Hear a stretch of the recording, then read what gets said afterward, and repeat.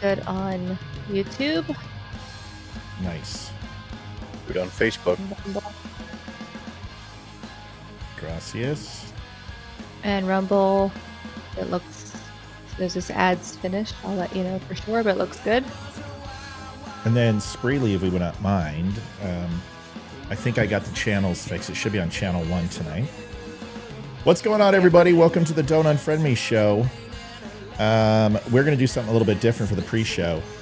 Got an article that we put up on the news.thedum show, and I think it's worth hearing. It's about 6 minutes. A lot of people probably haven't had a chance to hear it, and I think it's good enough to listen to, for sure.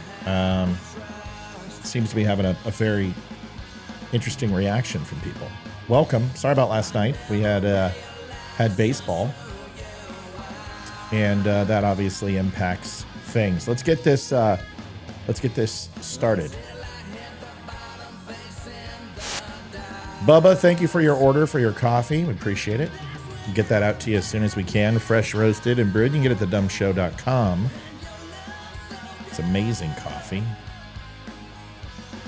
If not had a chance, we have a new goal for the month of May, folks. We reached our goal last month. Thank you so much for all your donations and all your help. You can do that by going to linktapgo/thedumshow, and that will help us out. I'll put that at the lower portion so you can see it.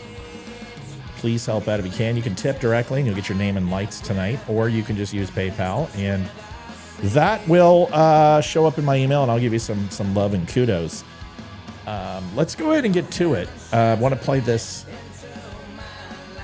video for everybody, actually the audio for which is basically where our podcast has gone. The podcast is really the news articles, and then if you want to join us live, you can do that, and we always love it when you do. So you can go to the news.thedumshow.com, or actually the dumnews.com. It's a lot easier to do it that way. We got that new URL. Want to listen to this? The great thing about the articles that we do have, you can actually listen to them directly into the feed. Beautiful pictures for everybody and videos, and we spare no expense. We don't do anything gimmicky like hide the videos behind a paywall or any shit like that. You do get some ads. So every third paragraph you get an ad. So you're gonna have to suck it up. Oh, look, an ad. Big deal. Hey, right? I mean, Matt, you can have it. Yeah, what's up? Just FYI, I'm looking for us on Spreely, and Same. we're supposed to spend 1. Is that correct? Oh yeah, we're not gonna be on Spreely till 7:00. I'm so stupid. I'm sorry. Okay. I'm like, oh no, you're good. Okay. Yeah, that's my fault. That's why we do this pre-show, is because obviously Spreely, we wait for, Spreely people, they watch on TV, so they want to see it right away. They don't want to hear us bullshit and talk. So it's interesting. We're doing content. So I think what I'll do is I'll just record it and do a short. But anyway, let's get to it. This is thedumnews.com. It's a not so distant future at war is the title of the episode. I'm going to go ahead and start playing it so we can hear it together. And then I don't want to do that again. I apologize. We will talk about it afterwards as well. So here is the article. 7 minutes and 19 seconds. For decades, Bayer has worked. If farmers lose a critical tool, they will face even harder cases. Grow letter paid for by accurate. By the way, the great thing is we get a commercial at the first minute and the last minute of the show. You fast forward it. That's simple. Just go right there, go into 1 minute, and you will have the recorded. So we allow you to fast forward. From thedumnews.com, where you can get daily news updates that are accurate, honest, and that don't suck. You might be wondering where the recorded podcast went. Never fear, it's still here. We've added our daily news articles to the cast, and you can watch us live 7 p.m. as well, Monday through Friday. thedumshow.com. Wednesday, May 1st, 2024. Brink of conflict. How a pre-election strike by China could reshape Biden's re-election bid.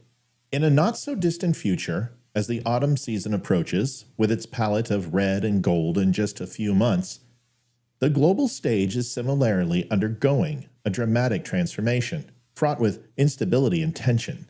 As a political analyst and a former intelligence specialist in the United States Navy, I'm glued to the unfolding developments, keenly aware that each could significantly influence the upcoming U.S. presidential election.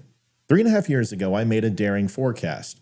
The only scenario in which Biden could secure a re-election would be the onset of a global conflict, as historically precedents show that such crises have often bolstered the prospects of struggling presidents.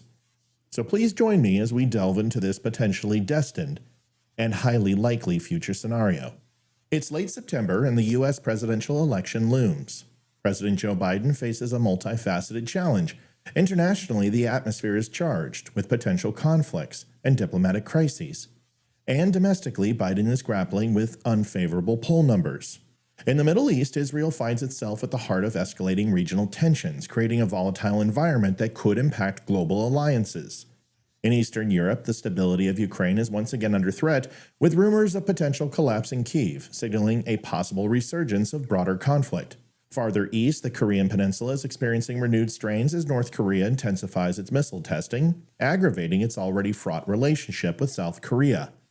Meanwhile, the historic rivalry between India and Pakistan is being exacerbated by their proxy wars in Afghanistan, adding another layer of complexity to the global geopolitical puzzle. Within this global context, the Taiwan Strait emerges as a critical flashpoint. Despite the official U.S. stance under the Biden administration, which aligns with the One China policy that does not recognize Taiwan as a separate state, the island remains a symbol of freedom and prosperity in the region nonetheless. Should China choose this moment to assert its claim over Taiwan, the implications for global politics and U.S. foreign policy would be profound. This scenario could inadvertently benefit President Biden, not through deliberate actions of his administration, but through its perceived inaction. The concept of rallying around the flag where citizens support their government more in times of international crises could play a pivotal role here. A focus on a foreign threat could overshadow domestic discontent and Biden's lagging approval ratings, shifting public attention and potentially bolstering his standing in the polls. Historically, incumbent leaders in the U.S. have often seen their popularity surge during international crises. For instance, President George W. Bush approval ratings skyrocketed after September 11th attacks due to the nationalistic fervor and unity that followed. Similarly, during the 1982 Falklands War, British Prime Minister Margaret Thatcher's initially low popularity improved dramatically as the public rallied behind her leadership during the conflict. In the current scenario, if China were to move against Taiwan, the crisis would serve as a distraction from domestic issues plaguing the Biden administration, such as economic challenges or social unrest.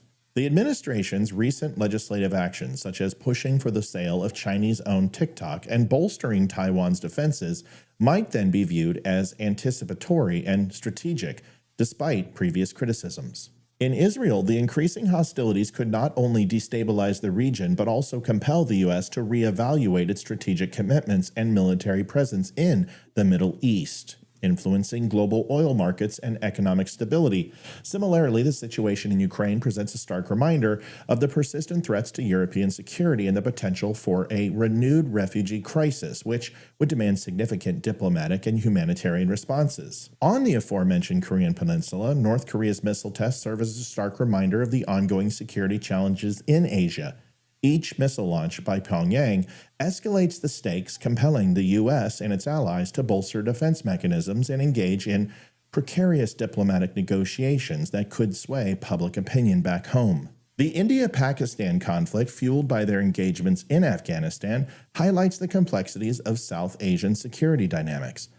This not only affects regional stability, but also poses questions about nuclear security and the future of U.S. involvement in the region.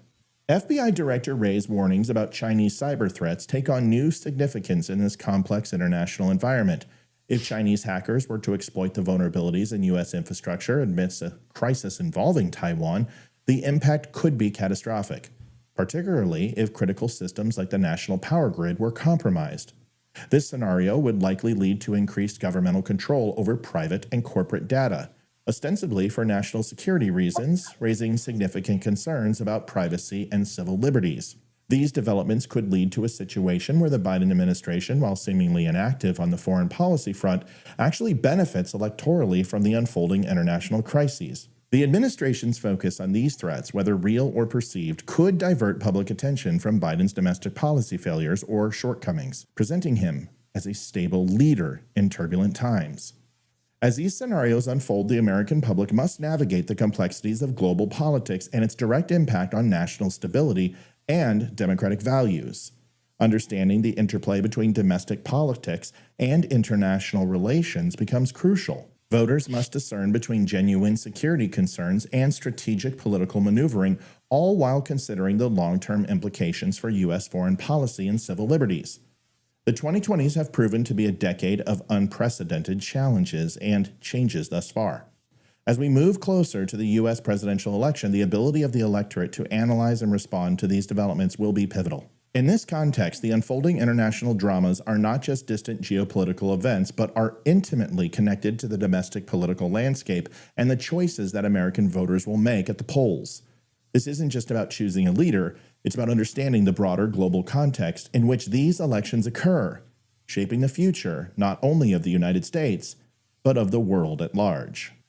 Folks, thanks for listening. We'll be back. We are going to talk a little bit about that article this morning. I think it's heavy. I think it's tied to the domestic issues we have in the United States, and I think it will absolutely blow your mind when we put it all together. Stick with us. We'll be back in 3 minutes.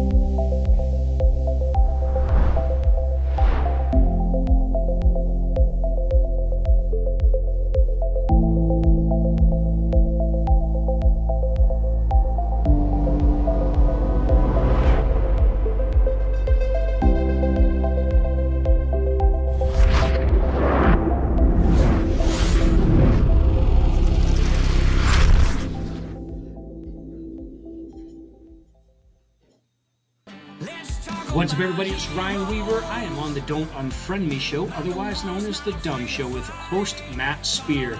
You guys can find the show at The DUM Show on social media or thedumshow.com.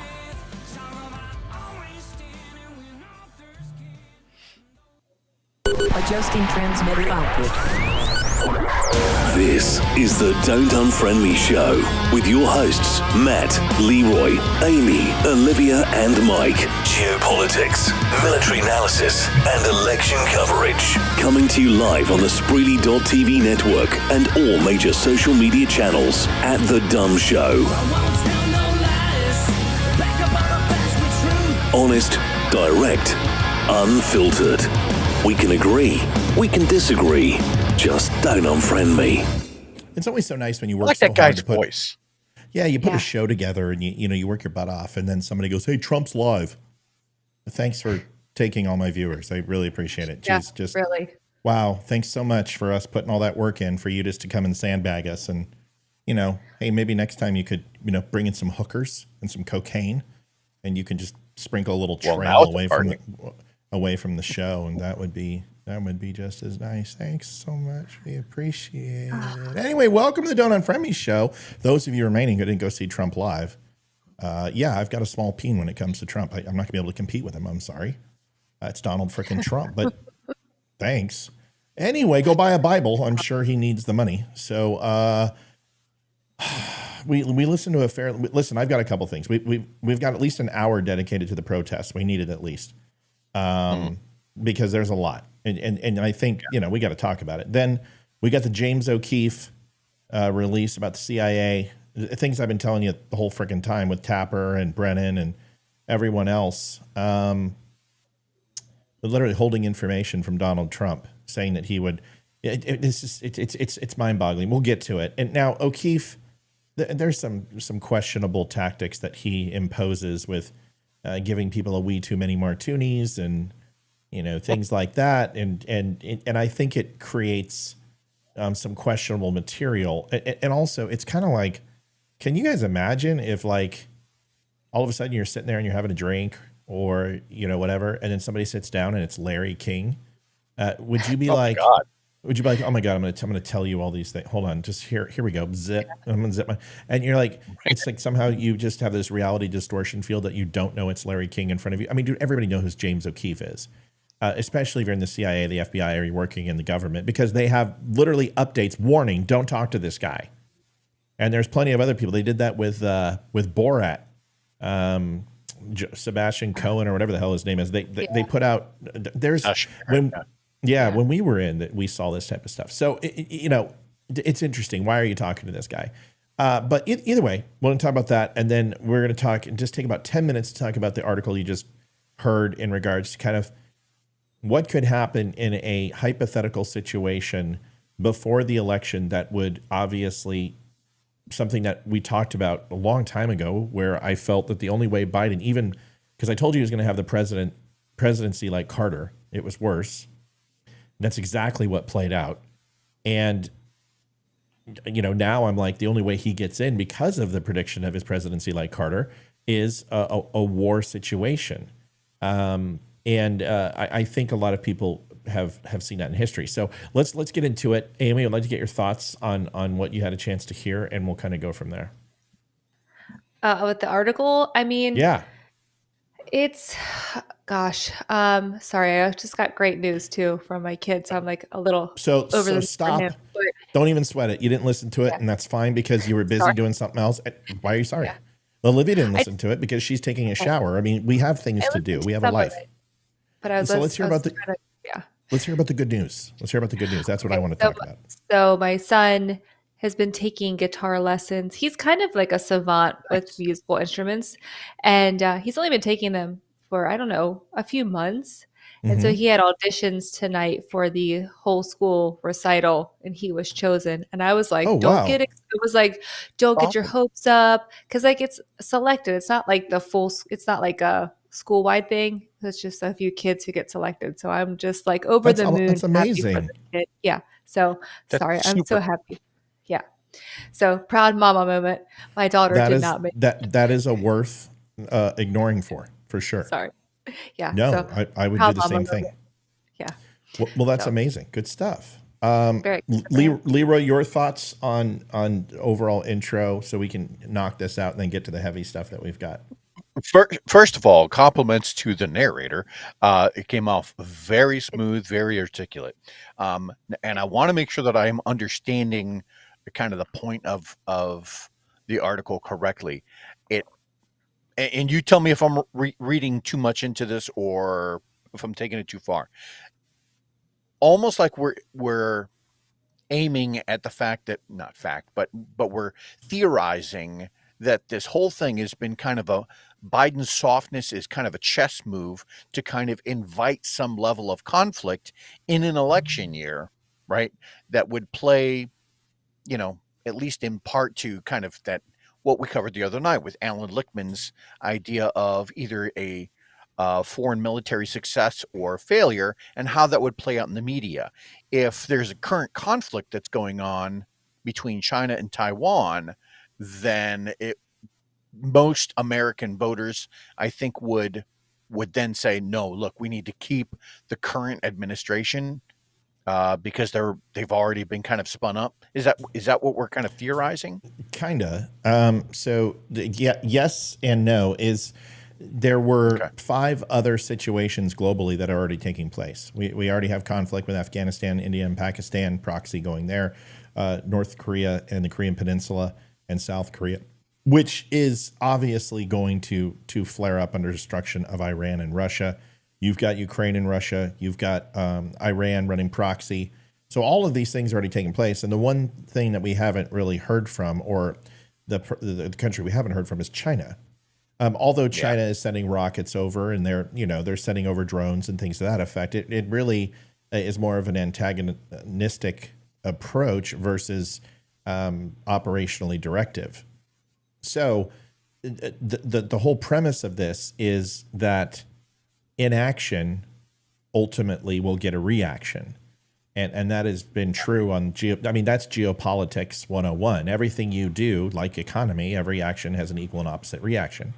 That's not necessarily true in geopolitics. Every inaction gets a reaction. It is more accurate because it's not equal.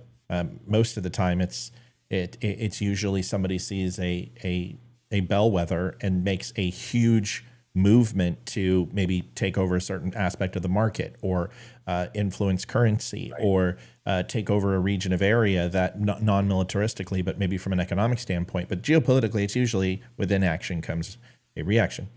So with Biden, the whole point is his inactivity and his inaction, and them saying that ultimately they believe in a one China policy, is that inaction. Even though they're funding by proxy Taiwan, it won't be enough, and that will be China's next move, because we know Iran, we know Russia, we know South Africa, we know North Korea, we know these countries are unifying together as a baby nuanced axis of evil, that they will ultimately do the same thing, and kind of everyone's going to put their hat in the ring. So we know China, with this cyber attack written by Ray, talking about how China is going to, they're attacking cyber attacks with American citizens right now, and that they do feel that an infrastructure attack is absolutely imminent from China, that we know that we would more than likely hear as I know this is a long answer, but it's a very good question, and I got to answer it. Would set, past precedent is during an election year, if you're going to do something, now is the time, especially with an ineffectual, unpopular president. This is what Iran did. This is what we saw in Laos and Indochina. We can go on and on and on, is that when there's blood in the streets, it's time to buy. So you would anticipate that it's not Biden's goal to have China invade Taiwan, but they are not openly looking for conflict, and this inaction will ultimately drive China to make a decision. And if they're going to do it, there's no better and more opportune time than when there is mass confusion globally and the United States is distracted. That's my point. And I have a question. And almost done. And that the American people, based upon precedent, doesn't change horses out in midstream. They believe that when an open conflict, there's only been 2 presidents that have been changed out during those times in the last 150 years. And the reason why is one of them died, which was FDR. So go ahead. Amy, you go, and then Leroy. Yeah. So I thought this was a bit of a conspiracy a few months ago when I first heard this, so I didn't give it much weight. But now that there's tangible proof of this, what do you think about the Chinese? Oh, mother of pearl. Damn it, the Chinese got her. They got her. That son of a bitch. Wait a second. I need you to prove you're not a lizard. I need you to put your skin under a UV light and ensure that you haven't been replaced. Lick your eyebrow. Right. I need you to lick. I can lick my eyebrows. That's why Olivia married me. But go ahead, Amy. So the Chinese government, who is having, basically, they're not, I don't think they're spies necessarily, but they're using covert identities or using dual citizenships of other countries to buy land here in the United States. And a lot of these places are next to military installations. And I really thought this was a conspiracy. I heard about this 6-8 months ago. So What's your opinion on that based on this article, what we're finding out, all of it? So let's hold on that until we can. I want to get Leroy asked a question for a reason, and I want him to finish his thoughts because I know why he's asking. So I'm going to shut up and let him go. Yeah. Then we'll circle back. Okay. All right. So hear me out. I understand exactly what you're saying in terms of how this would play out in the media, in terms of how the optics would be changed as far as Biden versus, a potential somebody from the outside like a Trump coming into the White House. Now, from an actual real world military point of view, there are things called indications and warnings. One of the biggest influencers as to whether or not China would be able to pull something like this off immediately is the weather. They can only perform this kind of invasion during certain times of the year. That time is actually within the next couple of months. Yeah. Well, I think their typhoon season is coming up, right? Yeah, one of the dummies, but not in the Taiwanese Straits. But go ahead. Well, but that's not even my point. My point is that there would be indications and warning. There would be staged equipment. There would be a lot of things going on. So the reality can be divorced, and I think this is where Matt is headed, can be divorced from the optics of it. So long as the White House plays up this messaging that, hey, look, we now see indications and warnings that this is going to pop off, that would, in fact, give the average American enough of a worried kind of state to say, oh, look, this is getting ready to go off because President Biden said so. And if he has no more than like one intelligence agency that backed him up on that assessment, which there's been plenty, then there would be enough weight in that optic to kind of shift maybe a couple of percentage points in the polls. That's where I was headed with that. But that's not what we're talking about, though. That's Biden leveraging the Taiwanese and China situation, which I don't think he will do. He hasn't demonstrated any of that in his presidency. In fact, he's just punted the ball every time China and Taiwan is brought up for a reason, is because they know that they're in a quagmire. They know what they need from China. They know that China owns a lot of our debt. We know that they are one of our largest trade partners. And if they go ahead and take Taiwan, Taiwanese semiconductor goes under in the United States, essentially, our NASDAQ is tied to Apple, and which I thought was one of the worst ideas ever, to put a retail company into Apple. I thought it was stupid, or into NASDAQ. I thought it was one of the dumbest things we could possibly do. There's too much fluctuation. You just saw 12,000 or 1,200 stores from CVS be closed. You're looking at Home Depot. You're looking at Apple. I mean, I have the list. There's like 40 major Fortune 50 companies who are all downsizing stores and people, including Apple. So my point of this whole thing is that when there is chaos, very similar to the Crimson Tide, I think that when there's a fire on board and a heart attack, that it's the perfect time to run a missile drill. I think China is exactly the same way, as that they will not invade because they don't have the capacity to do so, especially with Japan running 6. But they do and can make it very difficult for Taiwan to perform at a level. Let's just give an example. Let's say from an infrastructure standpoint, they strike Taiwan and they use cruise missiles to hit certain infrastructure like their aluminum and their silicone production facilities. And they only need to hit 1 or 2, and they can hit it at 3:00 in the morning when it's low civilian occupancy, have minimal casualties. And that is a $1 trillion industry that would put the United States in a position of horrible economic devastation. Why not? And that's the whole thing we need to understand, is that if China's ultimate goal is to hit the economy of the world and run it, which you and I have agreed on 1,000 times, their goal is not to dominate landmass or to occupy country. In fact, China's never went to war with anyone, including the United States. That's the thing about China. They're a non-hostile country. They have not hurt anyone. But they do play behind the scenes extremely well. and they do manipulate the global market. And why not? Right. When they consider Taiwan to be their Canada or to be their, to be their Mexico, it's a former land of China itself. So my thoughts are this: it's not that this is going to happen, Leroy. It's that it would be an opportune moment if it's going to kick off to happen right before the election, because China benefits from keeping Joe Biden in office. And I don't think the American people go, oh, all of a sudden I'm going to vote for Biden. But they have to ask themselves the question, looking historically, when something like this pops off in the current state, they usually don't change out the president of the United States. So, Amy, did you have anything else on that, Leroy? Because I know you do, and I know you want to probably make a counterpoint. So go ahead. No. I want to hear Amy. Go ahead, No, Ames. I just had an additional question about this specifically, because I know that India also has some capabilities to have the same production, maybe not on par with China, but I think they're getting there. So do we think that the world as a whole economy is going to start transferring a lot of our business to India instead of having everything made in China, since they can almost compete with China? I mean, why don't you answer that? Why don't you answer that? Sure. So for about 15 years now, the U.S. has slowly been pulling certain businesses out of China.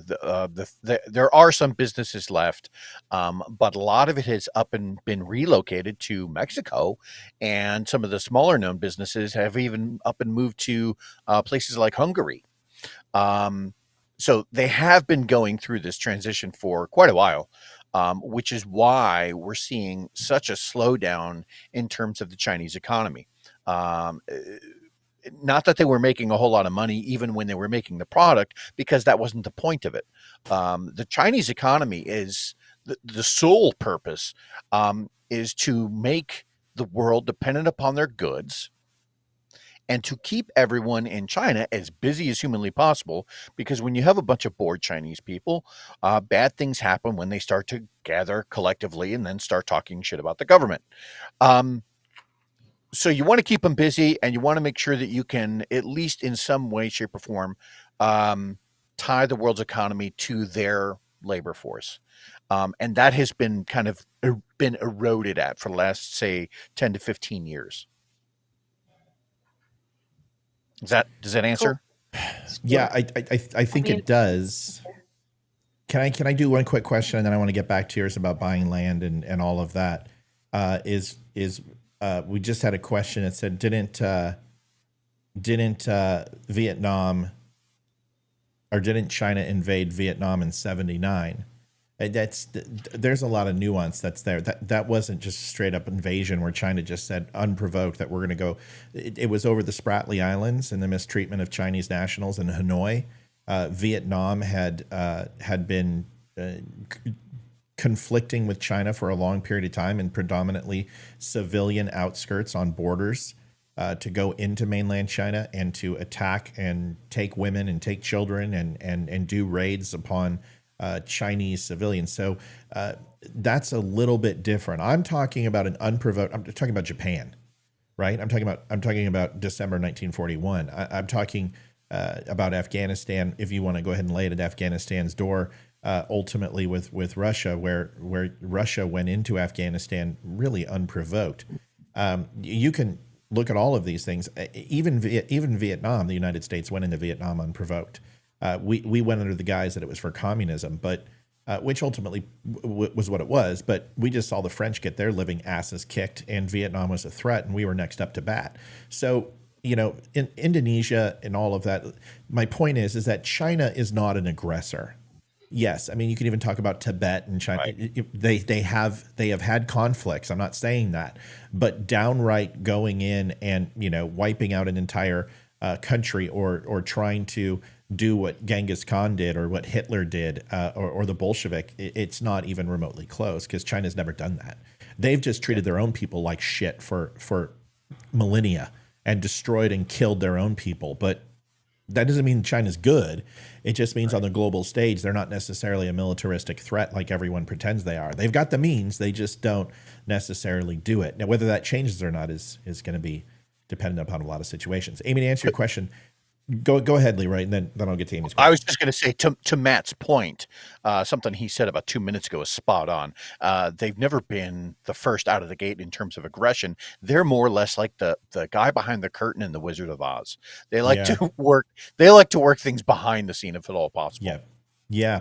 And that's the truth. And when you pull behind the curtain, you realize it's not as magical as, I mean, China's gotten their ass kicked by Japan. Japan kicked the living shit out of China more than once.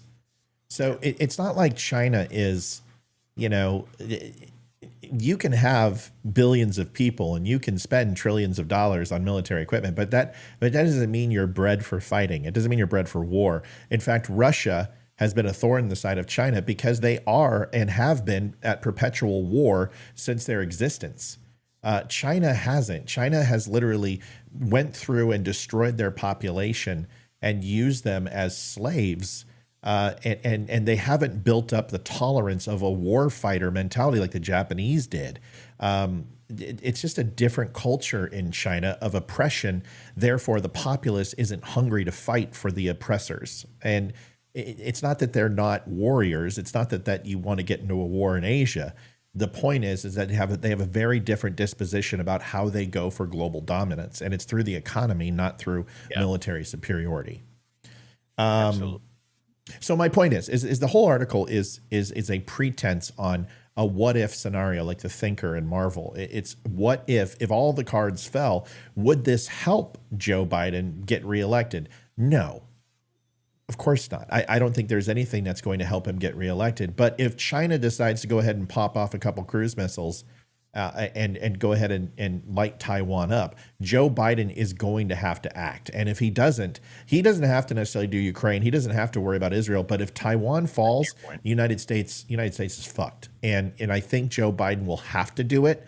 That's why they're walking on eggshells. Now, quickly to answer your question, Ames, is China buying up property in the U.S.? Yes, and so is Saudi Arabia, so is Japan, and so are about 10 other countries. We owe more debt to Saudi Arabia and China.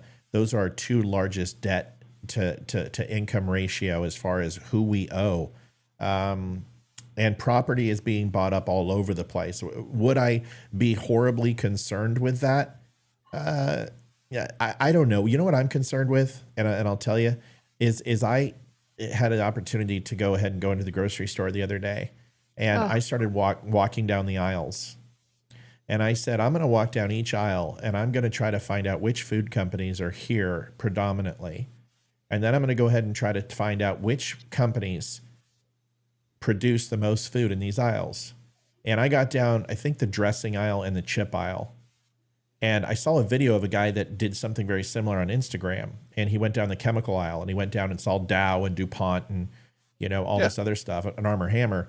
And I wound up linking it to 4 companies: BlackRock, Vanguard, and a Chinese company and a Saudi Arabian company own about 95% of the aisles in our grocery stores. And it's 4 major companies. That should terrify Americans. And it's scary. Go ahead, Ames. And to your point about that, the majority of those products, not all of them, but the majority, like 95 to 97% of those products are banned in almost every other one of those countries in the world. Yeah, it's true. It's bad. Yeah, you can. I just want to say that things like that are what I would worry. There is a link to obesity in the United States. And the reason why is, can I be honest with people? I have two to 3 waffles every morning with syrup.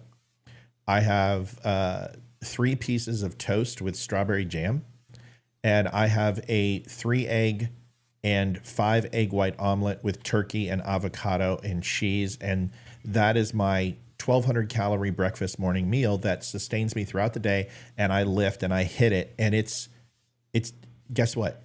There's the reason why I don't put on 40 fucking pounds because I'm eating that is because I don't use high fructose corn syrup.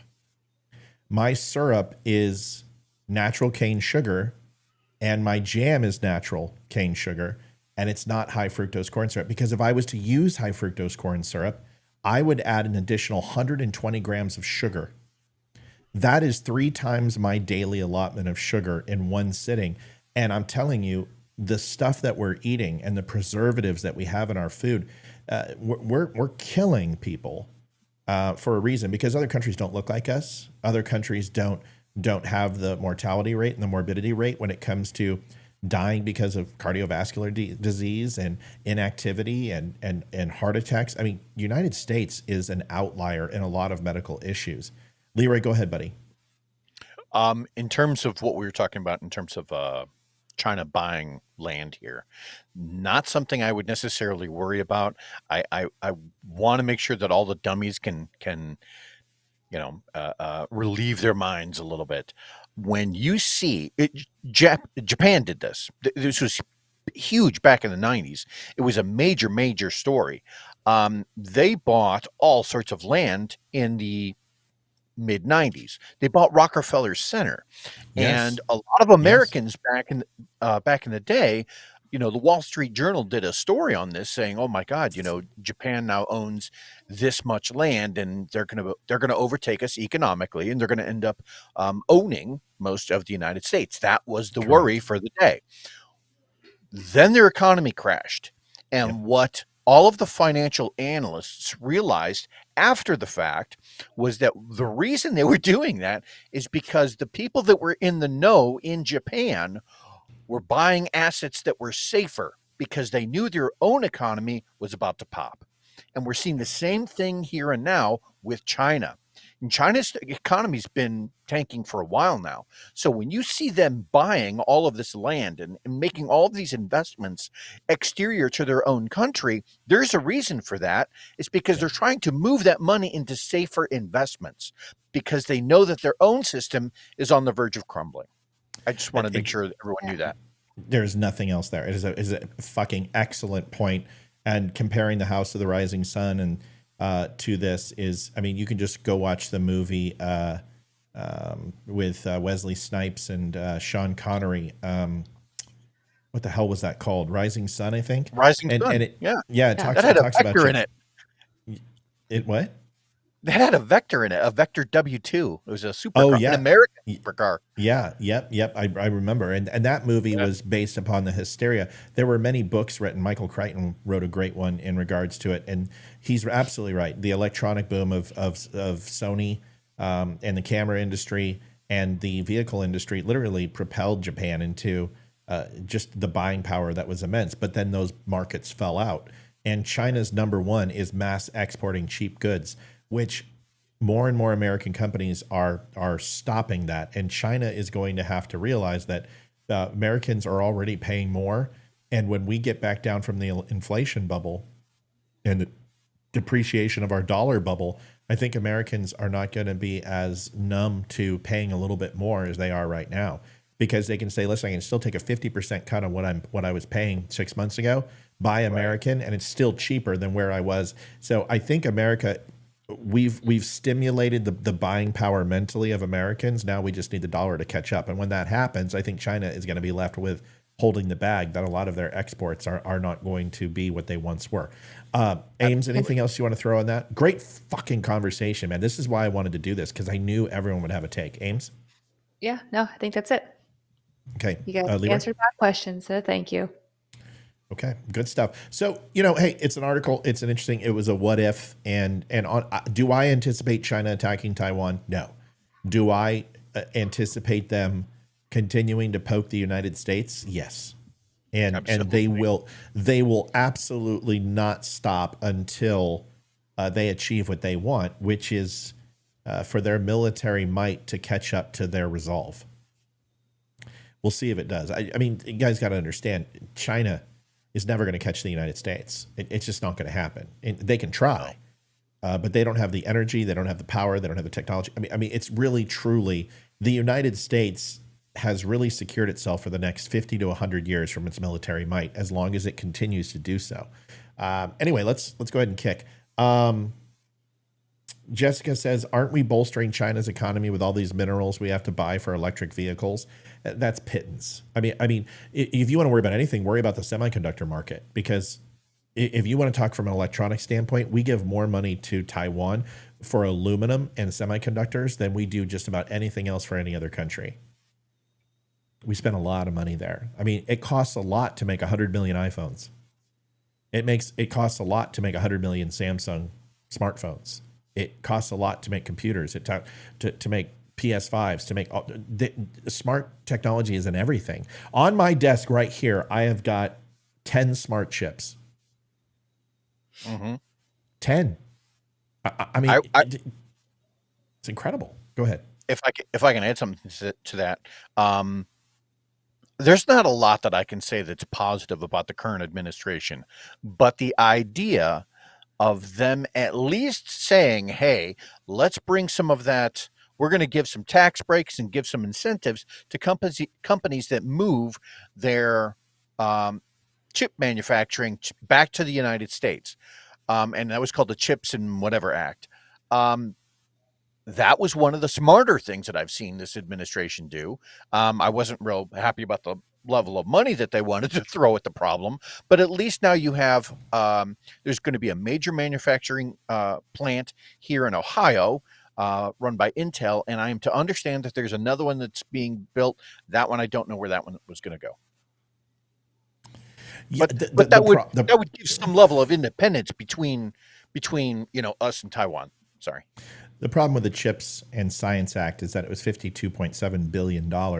It's a fleeting sliver of an investment when you literally need the timber of a log or of a tree. If you want to impact the semiconductor market, you have to put $1 trillion into it. And that's the problem. It's not that it wasn't a good move, but it's a half measure. It's not even a half measure. It's a tenth of a measure.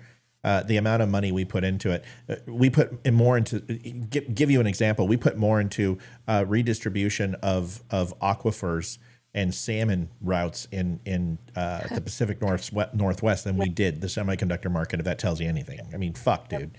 So hey, salmon are good, but semiconductors, we put in a $52 billion number. It's ridiculous when you think about it. I mean, if we just would have given what we gave to Ukraine, we actually could have made a dent. What'd you say, Amy? I said, thanks, Pete. Yeah, thanks, Buttigieg, you dick. So good conversation, man. I love talking about that stuff, geopolitical. And Leroy, your analysis is spot on. I was hoping I could suspend some disbelief for you, where we could have played a little bit of. So how long have you been? Play a little bit of hypothetical. It's simply one of those what if situations, and China is not going to invade Taiwan, but like I said, they're going to fuck with them for a while. I don't either, but you know what? You and I didn't see Ukraine until we saw the troop movements, and once we saw that, we're like, holy shit. I mean, you never know, dude. People do stupid stuff. How can the House and Senate override any of Joe's executive orders that are killing our economy? Easy. The House and the Senate in particular has the authority to override Joe Biden's orders, but we don't have the Senate, and they won't. So trust me when I say this, the process of overturning an executive order isn't as simple. It starts in the House, and it starts with appropriations and funding. So usually you don't see that the executive orders cut, the money gets cut first. You're not going to get that with this feckless Congress, and the Uniparty is in full control. It's not MAGA for the Uniparty, it's MUGA, which is Make Ukraine Great Again. And that's the truth. I mean, I hate to say it, that's the truth. We're giving Israel a penance compared to what we're giving to Ukraine, and Ukraine's going to lose. Ukraine's lost. $80 billion? Dude, it's fucking ridiculous. Dude, Ukraine can't win. We are literally it's a stalemate, and it's going to remain. The best they can hope for is to get to the negotiating table and Russia loses its teeth. Dude, Russia was in Afghanistan for what? 19 years? Yeah. You guys don't understand. They don't they're still in areas that they've been in for decades. Russia doesn't understand the word quit. They'll just keep throwing bodies at it. They are the bodies being thrown up against the moat and the parapet. They just keep throwing them at the wall. And they're like the fucking orcs in Lord of the Rings. They'll climb over the bodies instead of using ladders. That's Russia. Quite literally like World War Z, where you saw this. Bodies. It's totally right. You see the bodies just stack up. All right, so this is the O'Keefe video, and I think it's good enough to watch a little bit of it. And this is really interesting. If you have not had a chance to see this, this is going to increase some conversation. And we're right on time. So we're going to do this for about 15 or so. And then obviously we'll get to some other stuff. Folks, if you have not had a chance, we are shooting for a $1,500 goal this month. I want to thank the people who have had a chance to help out. We appreciate you, and we'll see a couple of those donations. If you haven't had a chance, linktapgo.com/thedumb show. We are funded 100% by you, the viewer, and we will PBS it that way until we can't do it anymore. Here's the video. The CIA? 2008. I also looked at NSA though. And then I have a TSSCI with a full-scope polygraph. That means that I'm fully vetted. Amjad Fasisi shows her his CIA identification badge. I already have questions. Right. I already have issue. So this is the problem, folks, is that Leroy and I are already like, what? So guys, this is the problem. It sounds good, but dude, immediately I'm calling bullshit, and this guy's credibility is already in the fucking tank. Anyone who's watched this show for longer than 5 minutes knows that immediately you should be like, what? So let's watch it, and then we can call bullshit. Amy's even freaking calling bullshit. Here we go. I live near DC, so you don't know who's in the CIA. You just don't. Yeah, you don't. And if you do, it's never. You don't say this. You don't say the CIA, and you don't say it like that. There's immediate alarm bells. Okay, immediate alarm bells. But let's listen to this. What does it say? Doesn't. Hey, that's the point. That's the point. What's CMC? China Mission Center, darling. That's my mission center. Gotcha. Amjad talks about how the CIA kept information from Trump. Like working? We kept information from him. Say one more time. We kept information from him. From Trump? Yes. He's an idiot. And there are certain people that would give him a high-level overview, but never give us any details. You know why? His whole leak those details. Amjad Fasisi states the higher-ups within the intel community, including CIA directors Mike Pompeo and Gina Haspel, and the upper levels of their staffs colluded to withhold information from sitting President Trump. So the agencies kind of like all got together and said, we're not going to tell Trump. The higher-ups. The higher-ups. We put it this way, the executive staff. We're talking about the director and his subordinates. Like what titles are they? They're Director of the CIA. Director of the CIA would keep. Yes. Are you guys still watching him? I would say yes. It sounds like you guys are still watching him and his team. Of course we are. Nothing goes by without somebody watching. Amjad Fasisi also states as fact that Trump is under constant surveillance and even claims they are spying on his ex-wife. And we also have people that monitor his ex-wife. So you guys had human sources. How do you think we get information? Like wiretapping? Is that what? Steal it. Okay. All right. You know what? No, I'm going to listen more. I'm going to say my one sentence. This guy is not an intel professional in any way, shape, or fucking form. In absolute 100%, no equivocation, no doubt in my mind, this guy has never in any facet worked in a compartmentalized setting or worked in a situation that was anything other than maybe a low-level fucking GSA analyst, is my opinion. He's a low-level fucking... Room. He's Look at his body language. I mean, he may not even be GSA. No. He may just be a contractor. I don't even think he might be contractor, right? Like I said, low-level GSA, entry-level GSA. He probably has a single-scope background investigation. He's not compartmentalized. And this guy's a cum mopper. And he just cleans up all the shit. That's his job. That's my opinion. Leroy, there's my paragraph. This guy's full of shit. So there's several things that are completely wrong with this right out of the gate. First of all, you would never in a million years sit down in an open environment like that, right? And start spouting off that kind of crap and using those key terms, right? Oh, I've got a TSSCI with polygraph. Look, dude, you say that out in the open like that, and somebody, the right person hears you, your career is over. He is a dude that is, to Matt's point, a low-level scumbag, and he is using what little credentials he has to try and get laid. That is all he's doing. Yeah. And the Yeah, reason your that's it. credentials don't say CIA is because they're not CIA credentials. Correct. And even the CIA's credentials don't have CIA on them. They'll say That's right. something along the lines of government field operations or something. It'll Right. have something very vague on it. It will never say, and it won't have a department. It will not have, and I thought they didn't even, the CIA doesn't have actual badges, right? They have a different identification system. Yes, they do. And nobody wears fucking I lanyards won't say it. in I don't Langley. even actually know what it is. I just know it's not a badge. You don't have to. It doesn't matter because there's multiple forms of identification in the CIA, but it's not like you would think. It's not like a universal. It doesn't. That's right. But it doesn't. We don't even need to go into it. The point is 20 years ago we weren't wearing lanyards and badges. Okay, the fact that you worked for the CIA 20 years ago, you're not running around parroting that information. And second, cross agency. It used to happen all the time. You would see people in the NSA go into the CIA or CIA would go into the NRO.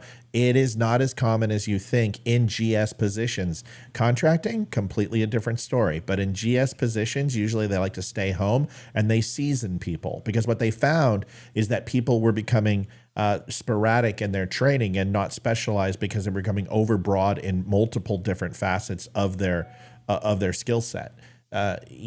That's kind of frowned upon now. So for this guy to say he's compartmentalized with the CIA and he has a poly fucking SCI, the CIA just doesn't throw that. First of all, the poly classification is everybody who's going to go compartmentalized runs a poly anyway because it's SOP. You don't have that type of clearance without having a poly annualized or sometime quarterly. I've seen polys that happen every 30 days. So to sit here and say I've got an SCI with poly, it's kind of like saying I'm fucking MI6 with an Aston Martin. You're kind of like, what? You're actually paused on the perfect screen too, because right there in black and white with the words, he says, we steal it. We steal information. Okay, well, that would be against one of the executive orders there, Homer. EO 12333, which says we don't spy on our own citizens. He has said enough shit that is bullshit that maybe to somebody who doesn't know, they might be able to get away with a certain level of that. But the fact that this was recorded and we're listening to it, I'm like, no, that is not right. He's fucking looking at the camera right now. He's deadlocked onto the camera. He knows he's being recorded. Or he's got the camera right between her tits. It doesn't matter. Right. The point is this guy's trying to get laid. In no way, shape, or form. And, and it's daytime and they're drinking wine. So let's just watch a little more so we can just, I want to hear what the coup de grace is here. How did you, or the peace de resistance, figure out that Trump was colluding with the Russians? Did you guys use human intelligence? So the intel community was able to use FISA to spy on Trump and his team, and that's how we found out that he was colluding with the Russians. Was it the CIA or the NSA that spied on Trump? So it could be all of them. So you're okay. This is the fourth time he said it could be. If my grandmother had balls, she'd be my grandfather. This guy. This is the dumbest people. You've got to be better than this. I know this is an interesting thing. I saw a couple of clips that are deeper in this, but that's how they get you. But you're with how long you've been watching the Don't Unfriend Me show, your bullshit detector should be in overdrive right now. You should be smelling this like a fart in a car. Okay, sincerely. All right, we're not done. We're gonna finish up with this. Saying that your agency, CIA. A lot of the agencies, he's not going to get re-elected again. I've done the math. That's impossible. We have a choice here. Do we want our democracy or do we want some fucking madman who wants to be a dictator? Does it say the CIA on your LinkedIn? Fuck no. We can't do that. And then I worked at NSA for a year. Okay. And I was doing some really cool cyber stuff. Watch those fucking eyeballs, man. Go into that creative portion of the brain, bro. Like literally, cyber do you think for a year? And why are you bouncing around with your fucking eyes? Why are your mannerisms, your pantomimes are fucking projecting? Any counterintelligence fucking officer would be eating you alive right now because you are reading like a book. Your tells are so fucking broadcasting right now from his Can position. you go back 15 seconds? Yeah, yes, I can. My God, this. You know what? This is what this reminds me of. It reminds me of True Lies, where the fucking car salesman is like, and then they put the lipstick to his fucking neck, and they're like, let me just do him right here. The vet gets him wet. And I would just love to see like one guy from ONI, one guy from NSA, and one from DOD standing over this guy with a freaking earpiece in, black sunglasses, and walking. Or you know what? Just give me 3 operators with wraparounds who are in polos, black polos and khakis, and just fucking grab this guy and watch him shit himself all over his baguettes. Hi. Let me see it. Come here. Hold on a second, guys. I got to look at Hayden. Oh my God, it's curly again. It looks good, sweetie. I got it back. Show everybody your curly hair. Aw. That's natural. It's natural. That's awesome. Natural curly. You look good, babe. Beautiful. All right, get out. Love you. Bye. We're making fun of somebody. All right, let's finish this bullshit. Oh my God, this guy's a douche plow. Go back 15 seconds. To the Office of Director of National Intelligence. So I helped them scan their insider threat program. They trusted me to set that up. Yeah. I'm telling you, right? I don't have anyone to tell. Yeah. This conversation didn't happen. Of course. I get strictly denied. Yeah. He's answered. I know. Don't be sorry. I want to beat the shit out of him too, bro. See, and now you've got some high-end graphics that you got off Envato, which show what satellite fucking tasking doesn't look like. There's no beeping. There's no booping. None of this shit means that, dude, stop watching movies. God, just fucking civilians. James O'Keefe reporting on location outside the CIA headquarters in Langley, Virginia. Right behind me, the CIA, the police officers here. We figured we'd come up and just say hello. No problem. We're allowed to stand here? 100%. Thank you. Absolutely. Absolutely everything you guys are doing is 100% okay from where you're at right now. Okay. If we proceed forward of the crosswalk, that's where we may have to come up and have another discussion. Yeah, we're going to stand right on the sidewalk. 100%. Absolutely. Okay. I appreciate it. All right. Fantastic. That's what a professional looks like, by the way. You know, that's the one guy who actually smiles, and they made sure they got him off break to come up and talk to him. Because normally they'd be like, let me just be very, very clear. Turn the fucking cameras off, number one. Okay, now that they're off, let me explain something to you. You are in a heavy militarized and quarantine zone. If you step 1 foot, I am going to clack you, and I'm throwing you in the back of a fucking car. We're going to black hood you, and they may find you next month, okay? We are not here to exercise free speech. This facility is 100% off limits to people who are not supposed to be here. But they found the one nice guy, so he's going to smile. Very good. Thank you. Just a moment ago, officers coming out from Langley, Virginia to warn me not to set foot across that line right there. It's obviously dangerous for us to be here. It's dangerous for us to do this reporting. But thanks to a brave OMG undercover swiper, we present to you the O'Keefe Media Group blockbuster investigation inside the CIA. A few months ago, journalists... You are not inside the CIA, bro. Investigation. You just specifically were told that you can't even step foot on an area that is owned by the CIA. You are not inside. You're not even on the outside of the CIA. You haven't even begun to scratch the surface. They won't even let you in the fucking parking garage. Schellenberger released a story making several claims, including the CIA illegally mobilizing foreign intelligence agencies to target Trump advisors before the 2016 election. Barack Obama's CIA director, John Brennan, identified 26 Trump associates for the intelligence community to target and bump, make contact with, or manipulate. And what bumping means is literally bumping into people, making contact with them, communicating with them, and spreading misinformation to divert their attention. The U.S. intelligence community also asked its foreign allies... Do you think they used NSC technology when they bumped them to go ahead and hack their phone, Leroy? Do you think they did that? Does the CIA hire nothing but this high-end level of pickpockets? Like, what's the A school for that? Jesus. Like you gotta go to, did you go to the farm? Did you go to the farm? Yeah. You have to become a magician, just like that video. You have Listen, to, I went to the farm and I was in building 6. I was in DevGru building and like, dude, not everyone's a fucking knock. You know what? That's hilarious. People think that the CIA is one of two things. One, you're either a secretary or you're fucking non-official cover and you're fucking Mission Impossible. Dude, the CIA does a shit ton of stuff. They have tens of thousands of people who work under their employ, and a lot of them don't even know they're working for the CIA. So the fact that you guys make it sound like this James Bond bullshit, there's guys that are under deep cover. There's guys that are working out of annexes in hostile countries. There's guys who are absolutely 100% knock type of officials.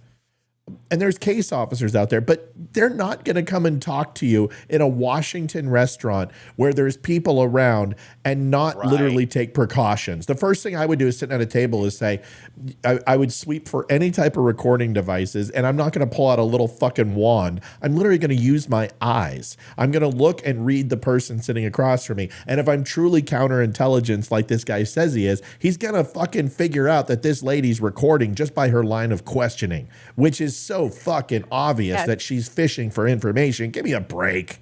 Right. Yes. Right. People in Intel are pretty fucking smart, y'all. I'm just letting you know. I've worked, as SEALs are physically unparalleled, most Intel people, and I've known some shitbags, and I know Leroy's known some shitbags, but most of them are pretty fucking wicked smart, just let you know, okay? Kingdom, Australia, Italy, and the Israeli Mossad to target these 26 members of Trump's team going all the way back to March of 2016, well before the 2016 presidential election. We know all Multiple this. instances that the U.S. intelligence officials likely broke laws against spying and election interference.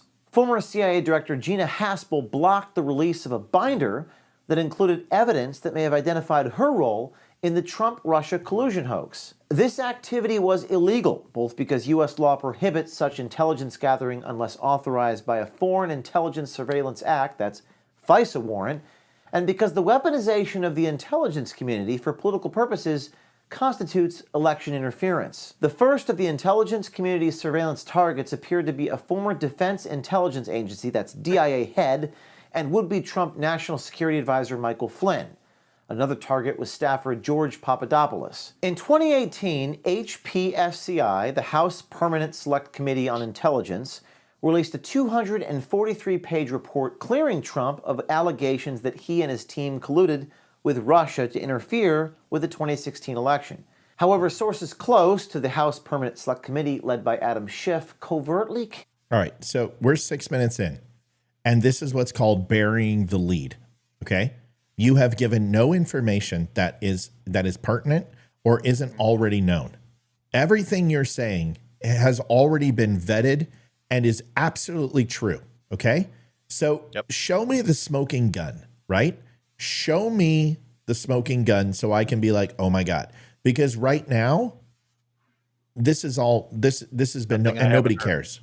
Nobody cares. And that's the problem is, dude, let me explain something. What Snowden uncovered would literally not put politicians in jail. They would be summarily executed for treason. Let me say that again. What Snowden uncovered, the level of spying that happened in the United States and the betrayal of the American people and our privacy, is literally reverse treason, applying it to these agencies like the NSA and CIA working inside international borders, and the directives that came through and the level that took place. If it was somebody who was working for Russia or somebody who was working for MI6 or Mossad or anyone else, that person would be gone forever. That person would be locked in Leavenworth, tried, convicted, and hung. Leroy will probably not comment on this, but I'm just telling you, if we don't care about that, I'm telling you, this is nothing. I mean, the Snowden leak was absolutely just completely destroyed. Any faith you should have in the United States government that they're working in our best interest should be absolutely just shredded. Go ahead, Leroy. Something that he said at the very beginning is still bothering me that I wanted to make sure it at least gets addressed, which was that certain agencies, if not all of the intelligence agencies, this was his claim, were not giving full reporting to Donald Trump when he was president. Let me tell you how dangerous that kind of thinking is. If I'm the head of the Air Force, or if I'm the head of the Navy, right? Intel, and I've got thousands of analysts at my disposal, and they are all working whatever disciplines they are working on, right? And you're going to have some B type players that do, like, pretty fast type of reporting, and then you'll have like we call it like third phase type reporting, which is a lot more in depth, right? Typically the sexy stuff, it can be a little bit of a mix of both. But my point to all of that is that somebody at some point is going to say, this report is really, really important, and it needs to go to the president's daily briefing, right? And that's going to be at a very, very high level. If they didn't do that, and the House Intelligence Committee, something happens, right? Maybe the attack from China to Taiwan. If they didn't give that information to the president, brief him, and they knew it, then the House Intelligence Committee would fire that person, if not worse. Probably imprison them. So that whole thing about like subverting or suppressing some level of reporting to higher ups is no. Now they can pick and choose what information gets handed up. There it is. There it is. Yes. But generally speaking, that is not how it works from that guy's perspective. I just wanted to make sure that was clear. If there was the ability, listen, the president has need to know as well. So you guys need to understand that. He may be the president of the United States, and if he asks about a situation and you withhold information, that is 100% going to land you in Leavenworth. But if he doesn't ask and you withhold information, that is something completely different. Okay? So let's be honest. If there's something that the president of the United States needs to perform his job and you withhold information, you're going to prison. If the president doesn't need to know but should know or could know, and you decide not to, that's simply a judgment call, and you can simply say the president of the United States did not ask me that question, therefore that answer was not forthcoming. This is intelligence. It's not fucking romper room. Not everybody gets a toy in the sandbox. Right. Okay. Ames, anything? We're going to watch 2 more minutes of this and then we're done. Okay. I'm going to go ahead. I mean, I'm not intelligence. I've never been where you guys are. And maybe it is because I've lived close to DC my entire life. This was so easy to spot as like a fake guy. This guy is going to be in trouble, whoever he is. Like, he's going to get a visit from somebody. Honestly, he won't, unless he has a clearance. Intel guys are sharing this, not in the office, but they're sharing this amongst each other and fucking laughing their asses off. This guy's a clown. This would be like a team guy going after some guy who says, "Yeah, I'm on SEAL Team 26." You know, what Bud's class were you? 127671473 .alpha. Sure, that'll come around somewhere near 3,000.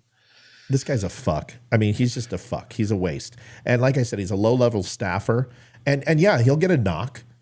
But this, he hasn't said anything. He said everything he said is all supposition. Yeah, that could have happened. Yeah, that could have. It's called human intelligence. It's like, dude, you read a book. You read a Clancy novel. Yeah. You don't know what the fuck you're talking about. All right, here's the rest. $45 per kit when. Oh, hey, it's a commercial right in the middle. Go figure.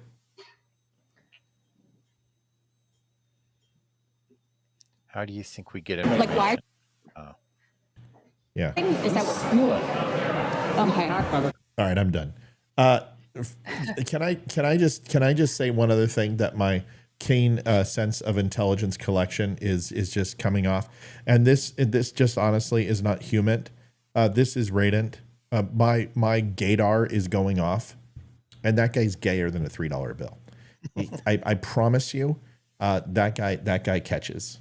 I'm absolutely confident he catches. And I just thought I'd add that little nuance to the. I don't know, to the man. show. I think he was still trying to impress that girl for a reason, and I think it was because he wanted to, get something wet. So Yeah, he doesn't strike me as somebody. Listen, I have an unbelievable Doppler for gay people, and I'm letting you know that guy has matching fucking curtains with his towels. I'm confident. I'm pretty confident. All right, so oh, Jesus. I'm just saying. But I did see the boob checkout, so maybe he bats both ways. I don't know. Interesting. Yeah. So here's my thought. Everything that he said, most people know. There was nothing there that made. Now, if this guy comes in and says, "We're going to a dark room. I don't want any cameras. I don't want any electronics. You're going to go ahead and be cautious. You're going to fucking bag your phone the moment you walk in. And I'm going to give you a thumb drive with information on it. I'm going to give you a burner phone that you are able to call me in the next 24 hours, and then you're never going to see me again." That's a little different than what we just saw. The level of security that you would see from someone who, just go read Snowden's book. It's actually, there's not much flamboyant bravado in it. It's fairly accurate what he did, how he did it, where he went. And even though he went to China, and he did that for a reason, went to Hong Kong, because we know if he didn't get the press coverage he wanted, he was going to go seek asylum with a communist country. And we knew that. But how he got that information and the level of caution that he took would be what most intel professionals would do. They're not going to go ahead and they're not going to put themselves at risk like that. Okay. That is the vet gets them wet from True Lies. I'm just letting you know. Yeah. He's absolutely right. Amy, I know you had me grab a couple of videos, and what's funny is that this is like the third night in a row where I already grabbed them. Yeah. And I didn't want to talk about this tonight again, but I feel like there's always something new happening that we can't not talk about. I don't know. Well, let's do this. I'm going to show you guys two videos. This is the fun part because, man, we got a lot on this, and I've got some opinions on this shit too, and I know Leroy does too. This is from Fox and Friends this morning, and then we have two more videos after this. Then this illustrious one that you've got to see, which is just like, can't we go ahead and break and enter and hold people hostage, and you just give us food and water, please? This is too serious. This is just too serious. Why is it so serious? I mean, we're just doing a little bit of breaking and entering. This is the first one, and you gotta love. Yeah, you gotta love Lawrence here. This lady, first of all, wearing the ceremonial "I want to kill Jews and I want to kill infidels" shamag, the PLO shamag, which is now in fashion. All these people went to Amazon, and go try to buy it on Amazon and come back to me and let me know. Amy, here's your first video, and I added this one, and then we'll show yours. The janitor workers hostage inside of the building.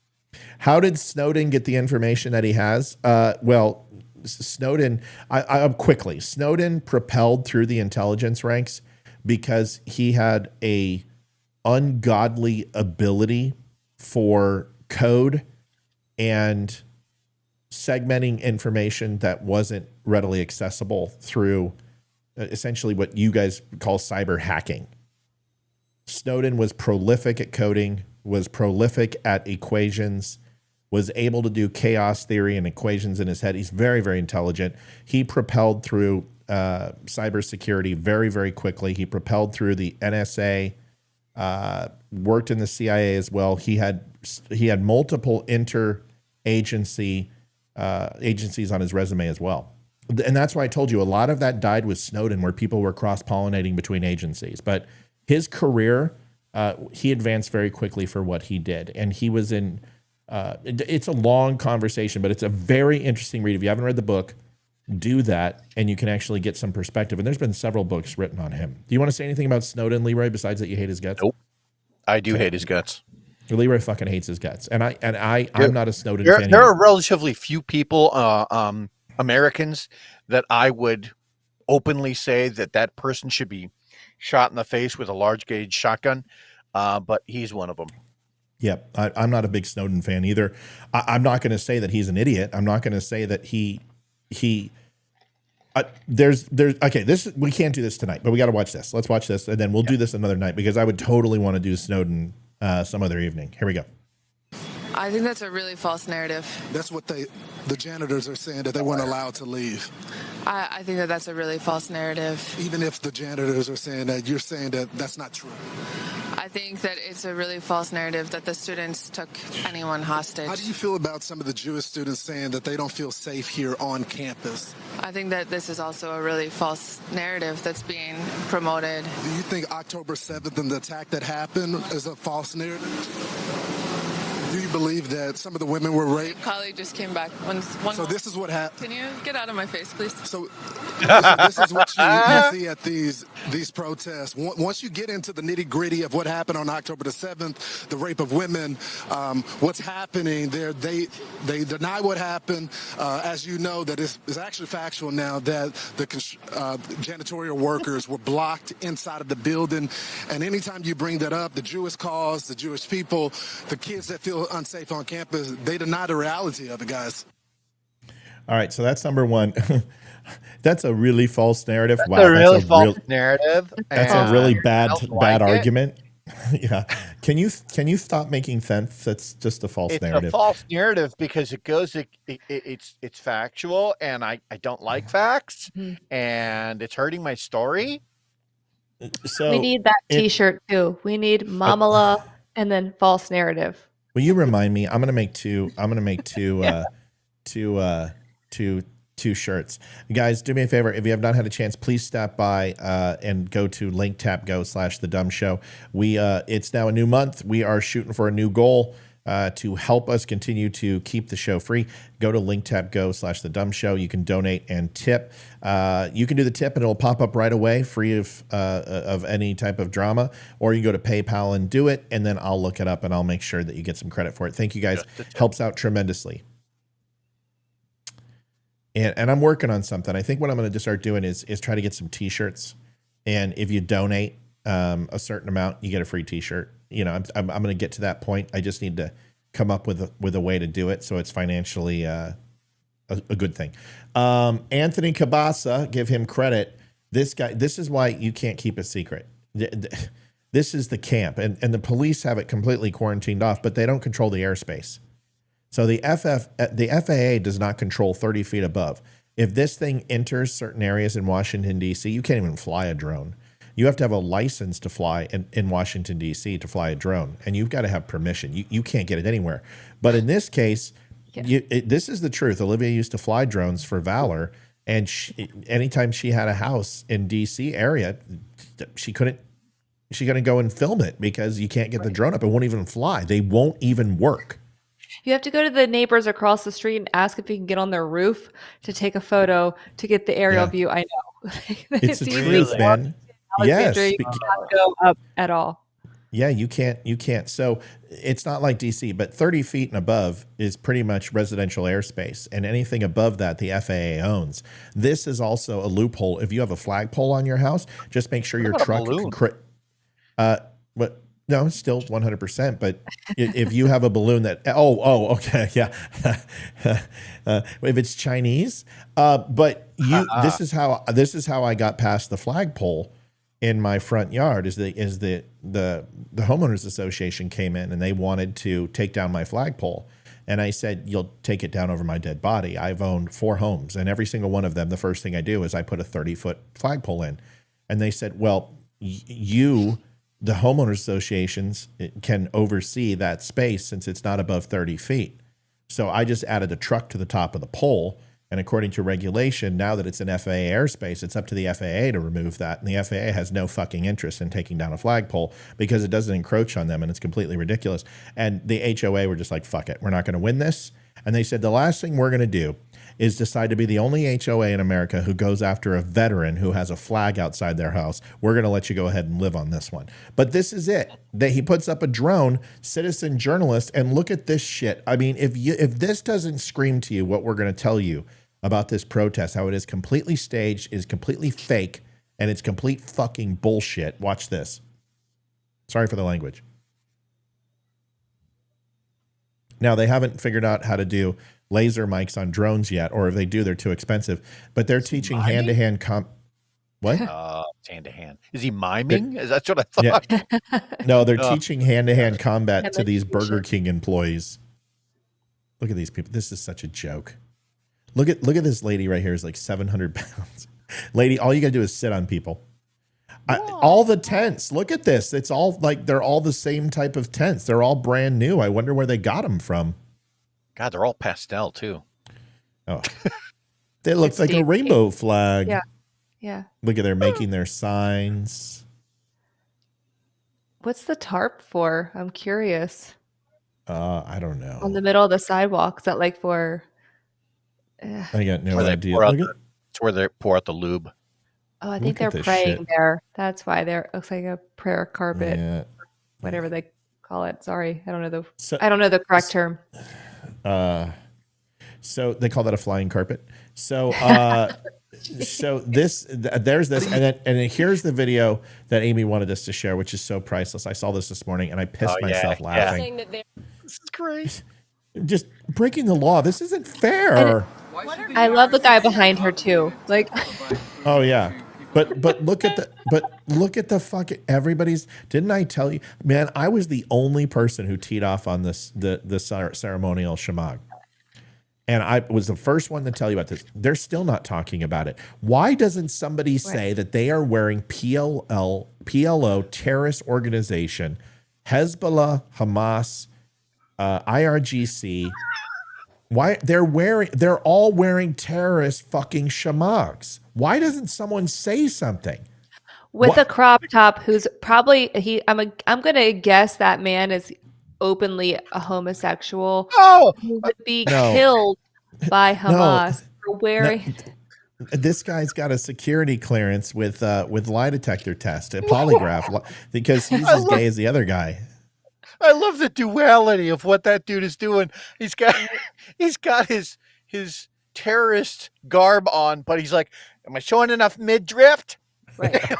Like, do I come across as hot guy? Ugh. I want to be a warrior. He looks like an Islamic Krasenstein brother. You know? God. And dude, seriously, if you're going to be a fucking Muslim terrorist, can you figure out how to grow a beard? Seriously, dude, it looks like you have jail pussy on your face. All right, here we go. Oh my God. Why should the university be obligated to provide food to people who've taken over a building? First of all, we're saying that they're obligated to provide food to students who pay for a meal plan here. But you mentioned that there was a request that food and water be brought in, unless I misunderstood. To allow it to be brought in. I mean, well, I guess it's ultimately a question of what kind of community and obligation Columbia feels it has to its students. Do you want students to die of dehydration and starvation or get severely ill, even if they disagree with you? If the answer is no, then you should allow basic, I mean, it's crazy to say because we're on an Ivy League campus, but this is like basic humanitarian aid we're asking for. Like, could people please have a glass of water? But they strap them in that very deliberately in that situation and in that position. So it seems like you're sort of saying, we want to be revolutionaries, we want to take over this building. Now would you please bring us food and water? Nobody's asking them to bring anything. We're asking them to not violently stop us from bringing in basic humanitarian aid. They're stopping the delivery of food? We are looking for a commitment from them that they will not stop it violently. They haven't stopped it yet. I don't know to what extent it has been attempted, but we're looking for a commitment. And the Grubhub. I got a commitment for you. I got a commitment. Fucking starve and shit where you stand. Yeah. Oh my God. And thank you. There's so much wrong with that. There's so much wrong with it. First of all, let Amy do it first. Let Amy do it first. Let Amy do it first. We got no. It's her topic. Let her go. If not, we're going to take all the lead, and then she won't have anything to talk about. Go ahead, Ames. I feel like I've been exhausting this topic with everybody I know lately, so it's okay. But yes, there's so much wrong with this. First of all, you're calling it humanitarian aid. That's so frustrating to me because you have made the choice to protest, and I don't really classify this as a protest personally. It seems very violent. It seems very intimidating. I have seen countless videos of Jewish students who have been detained by these protesters who may or may not attend these schools, who are not letting them get to their classes, who have followed them back to their homes, who have threatened them. And you want humanitarian aid. I don't know. This is such a hypocritical thing. I mean, the guy behind her, I could not take my eyes off of him. I missed the whole topic of this video because I was watching him so intently. It took me about 2 hours to finally get what she was saying. Yeah, it's just really disappointing to say, I made the choice to come here, vandalize a university which other people have paid a lot of money to attend. I'm preventing people from attending classes, but hey, I paid for the fucking meal plan, so you got to get me DoorDash. Like, it's so good. It's hey, so ballsy. the cafeterias across the campus, feel free to leave and go get your meal. Swipe your card and go. It's just such an entitlement, and maybe it's a generational thing that I don't understand, but I'll be damned if I let my kids ever do something like this. I will yank them up so quickly and be like, no, you are not going to be an entitled brat, because that's truly how I feel. Just, I don't know. Entitlement. Take your ass down to the local 7-Eleven and get yourself a fucking Hot Pocket and shut up. Taquito. The best. Rolling hot dog that's been on the frickin' roller for 7 hours. Leroy, you get yours in because I'm going to go off a little bit. I am too. First of all, nobody is making these kids stay on campus. Like, they can come and go as they need to, right? And if their only problem is that, oh, we're hungry, we paid for a meal plan, and like rioting and destroying stuff is I'm so famished. I would like the school to give me some sushi. Like, no. Go off campus, to Matt's point, get yourself a Whopper, right? And then get back to it. You know? They don't eat meat. Yeah. What's the Impossible Burger? There you go. The entitlement that comes along with that statement, like it's humanitarian aid, like you're all dying of thirst. Do you look like one of the children in Ghana with their distended bellies? No. Fucking lazy pieces of shit. I love it. All right, I'm so I've never heard Leroy ever talk like this in his entire time on the show. And honestly, I think a lot of people are feeling the same way, man. Enough. And here's I'm gonna put up one thing. And listen, you fucking idiots. Listen to me as often and as intently as you possibly can. This was your symbol through the 70s. This was your symbol through the 80s. This was your symbol through the 90s. And you may not have agreed with religion, but you agreed that people could coexist based upon no matter what their beliefs were. And now the most updated version of this is it's rainbow striped, which has nothing to do with religion, but honestly, the fictitious nature of it, all religion has some sort of disbelief attached to it. So you might as well go ahead, because you guys have that you think men are women and women are men. Or that 6-year-olds should be able to understand their sexuality, but can't go ahead and buy a gun. If I'm not mistaken, on the coexist symbol that your hippie fucking parents celebrated and put on their bumper stickers for their Yupmobiles and their BMWs, there's a Star of fucking David on that thing. Yep. And your sexuality is represented with that E that has the symbol of male and female, and there ain't a fucking half triangle with a half plus on it either. Right there represents most of the major religions in the United States, and if it doesn't, there's the yin and yang symbol, which means the good and the bad, take it for what it's worth. Whether they believe in what you believe or not, there's always a counterbalance to it, and that is what the yin and yang symbol stands for. For you to sit here and espouse that you somehow give a shit about Palestinians, which doesn't even exist because Palestine does not exist. What you're worried about is Gaza and West Bank. And you're worried about that there is a group of people there who murdered innocent Jews. And this wasn't the first time. This has been going on since 1997. Hamas has been a terrorist group. We understand Israel created it. We understand that we have placated them. We understand that we allowed them to get into power. But that is not anyone's fault other than the terrorist group. Right. To sit here and pretend that you care about Muslims is complete dog shit. Because if you look, all are represented on this symbol that you guys all have on your vehicles. I haven't met a freaking granola who doesn't have the coexist bumper sticker on their car. It's always the same thing. Biden and Kamala, Hillary Clinton, and a coexist and a rainbow flag. I just thought I would remind y'all that Jews were included in this for a reason. And Christians. So the only thing that you guys have now that you'll be accepting of essentially is COAS. Because you've taken out the Jews, you've taken out the Christians, and now you guys are COAS. And soon, you guys are going to figure out that the peace symbol isn't right. Or you're going to go ahead and ban on Muslims. Because here's the thing. If you guys truly believe in what you're doing, if you think that you're justified, if you think that you're right, you think 100%, why are you protesting in the United States? Why aren't you using your trust funds to go overseas, to go to Israel, to get a passport and go into Palestine that you call Palestine and go and talk to Hamas and see if they will be as accepting of your halter top wearing ceremonial garb? Let me explain what they will do to you. They will castrate you.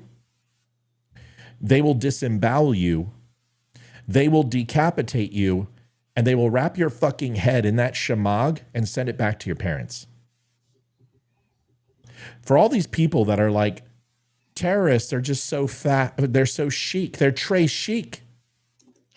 You have no fucking idea what you're talking about. You are just as bad as... Go ahead. No, I was just... You nailed it. And I'm looking at that symbol and the Star of David, and that should be your next shirt, like all of those. But instead of having just coexist, like the liberal version of it with X's through each and every one of those that they try to knock off. Yeah, I mean it's really you guys have crossed out the E. You've crossed out the peace symbol. You've crossed out the Jews. You've crossed out Christianity. You don't want to defend Taiwan, so you might as well go ahead and take out the yin and yang. Really, truly, the only... And then what is that, a Wicca symbol on the fucking eye? I have no idea. Yeah. CI is what you guys are, what you have left. Eventually, you won't have anything left. My point being, and the last thing I'll say about this, is you didn't care about it on October 6th. You had a cathartic... No, it's not cathartic. A visceral reaction to what happened with Israel. And for you to sit here and say that you care about Muslims, but you didn't do anything with Iraq, that you didn't say anything about Afghanistan. Really, this is your opportunity to do what your parents taught you, is that you hate Jews. And your bullshit that you brought over to this country as Muslims has transferred into our society. And you fuckers are the worst parts of the Muslim religion. You are the trash. You are the fucking dregs. And every single one of you should be taken out to a fucking remote area and put in a cage. Because that's what they would do to you if you were there. I believe in conflict and war that you elevate and surpass your enemy's actions. And if you think that they wouldn't gut you and use you as an example after they rape you and violate every orifice you have, you're under this false pretense that your mom and dad are a rebellious movement inside the Muslim community. They are not. They have sat from afar and watched this conflict and read about it and heard about it from their family for 3,000 years. They are not players in this conflict. The players in this conflict are terrorists and Jews. They are the people who are dying for this. Because the average Muslim does not get involved in this shit. They don't care. They may not love Jews, but they don't want the death of Israel. You fuckers on these campuses are mostly white people. And you're the same pricks that did BLM. That is why I said on my meme that it's a bunch of white people who are offended. It is uppity liberals who are put in these college campuses to learn progressive tactics and learn that activism is the same thing as action. And it's not. Activism is a lazy person's way to get things done. And you've learned and you were taught it's a learned behavior that you burn shit down and you get what you want. Well, guess what? I would cut the power. I would shine floodlights into that fucking building. I would play the worst kind of music that's the most offensive thing in the world to Muslims. And I would go ahead and I would fucking, they would not get food, they would not get water, and I would let them starve. Because this isn't free speech. This is absolutely what you're saying, what you're doing, what you're calling for is actual fucking genocide and homicide against Israel because of their blood and their skin color. People in the United States have nothing to do with this. And I am absolutely just sick and fucking tired of these assholes who defend Hamas and are pretending that this is some sort of fucking binary choice between good and evil. There is only one evil in this side. And you may not like Jews. You may not like that they run the money. You may not like that they're influential. You may not like that they donate money to fucking Washington ad nauseum. Fine. All those things, you can go after the government. But what you want is you want to pick up where the Nazis left off because you don't like Jews. You don't like that they betrayed Christ. And honestly, I think you're a little fucking jealous that they're the chosen ones. Because if I'm not mistaken, Jesus was a Jew and he said that they will inherit the earth. That they are the chosen people of fucking God. And I think that's your fucking problem. You're jealous and you fucking covet what the Jews have. And that just shows that you're a small, insignificant fucking asshole who knows nothing about Christianity and knows nothing about this religion. Go fuck yourself, every one of you. I'm so fucking sick of people hating on Jews simply because you know nothing about them. You know nothing about the people. You've never been there. You don't know any Jews. You're just a fucking shill trying to make money. And I'm so sick of it. I'm just fucking sick of it. Every fucking minute on Twitter that I go on Twitter, I have to read this anti-Semitic hate. And you fucking assholes say the same thing. Oh, what about the USS Liberty that the Jews went after? Oh, what about 9/11? You can't even fucking hit the Jews for what they deserve to be hit on. You have to make shit up. I'm sorry, but I can't stand hate for people who don't deserve your fucking ire, who don't deserve your hate. Jewish Americans just want to live their fucking life. They just want to live their life. They just want to have a home and they just want to they want to love Israel. Why can't they love Israel and America at the same time? Why can't they do both? Who the fuck are you to say who and what people can love and care about? Isn't that your whole fucking message? Isn't that your whole message that we get to be diverse? They don't believe that. Fucking assholes. Sick of it. Let them starve. They're all hypocrites. Yes. They're all hypocrites. Jewish, yeah. And I'll say this, if I can, 2 sentences. They sit there and claim that they have every right to do this under the First Amendment. Yet, I guarantee that the first time a Jewish student, a Jewish art student, then draws a comedic portrait of Muhammad, that person would be assaulted at the minimum, right? And how many of these kids, how many of these dumb-ass kids were flying the Palestinian flag prior to the attacks? Where was their level of support prior? Or is it just that it's the latest cause? That's right. Because if it's just the latest bandwagon in order to Matt's point, in order to justify your hatred for the Jews, then that's really not about Palestine. That's about you and your hate. I was in circuits. I was in Ultimate Electronics quickly. I was going through training class and I was sitting next to a Palestinian and his name was Claude and we were good friends. We really were. And we were kind of shit hot. And I was a real prick back then. And I was addicted to the medication. My back was hurting. And I was a hard person to handle. I didn't treat Claude the way he deserved to be treated, but he didn't treat me that way either. He always felt I was underneath him. We had an apartment. He had a house, you know, and he had this air of superiority, and his wife was a complete snatch. And it's just the way they were, okay? But we were both multi-million-dollar salesmen. He was an incredible salesperson. But he always treated me like I wasn't worth a shit. And one time I was just having a conversation about my time over in Israel. And I have never seen anyone look at me with as much fucking hatred and death in their eyes. And I've sat and questioned people who literally wanted to kill everyone in an FOB.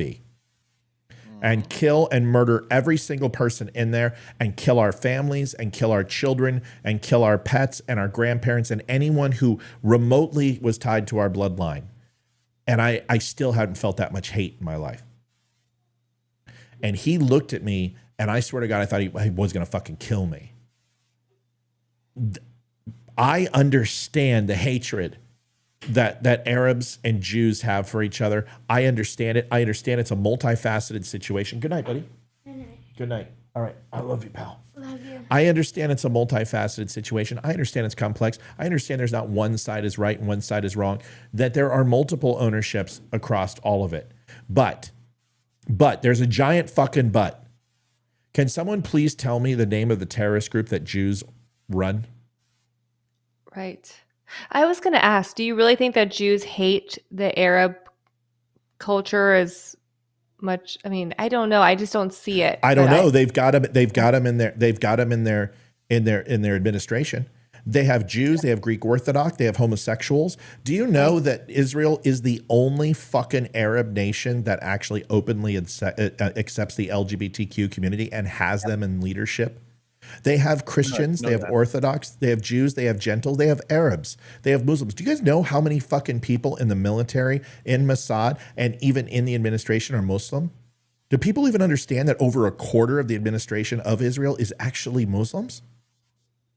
For anyone to sit here and say that Israel is not the most advanced when it comes to social norms for Western civilization practices, Israel is the fucking shining beacon of light in the Middle East for Western ideology. And you condemn them and fucking hate them. You hate them because you're jealous. You know what? Fuck you, Nick Fuentes. Fuck you, Stu Peters. You guys come on my show, I'll call you out for what you are. You fucking hate them because God loves them more than you. And that is why you fucking hate them. You're a bunch of jealous fucking yutzes. Fucking assholes. And you know what? God doesn't love Jews more than you. That's what you think. That's what you think. I don't know, man. I think God might love them more. She may. Answer to a question, rather. Tom Shin wants to know what a FOB is. Tom, it's a forward operating base. That's all it is. Forward operating base. Perfect. I don't like cussing that much. I can articulate, but honestly, for the first time since like 9/11, I really want to punch somebody. Yeah. Like I'm not a violent person, and I've never been a violent person. Well, that's not true. I am a violent person, but it's usually warranted, right? It's equatable violence. Like if somebody's going to be violent with me, I'm going to take it to a level 10, right? I'm going to overreact because I want to make sure that your violence doesn't have any impact on my family or my loved ones. But for the first time since I've done this show, I actually want to get into the fight. I physically want to fucking go down there and I want to grab some of these fuckers by the hair and I want to smash some fucking noses across their face. Wouldn't help. I know that, but it's what I want to do. I do share that same sentiment. I don't think I would actually go down there and hurt anybody physically. I don't think I could, but I share that sentiment. I would like to do something more than just talk about it. I am worried for these, and I say kids because they're in college, I'm referring to the Jewish students as kids. Most of these protesters I'm seeing, and I've seen a lot of videos now, Some of them are students, it's obvious, but a lot of them are not. They're way too old. They're not showing their faces. That's who I want to hit. Yeah, they're physically restraining the Jewish kids from going to classes. The Jewish kids are so composed.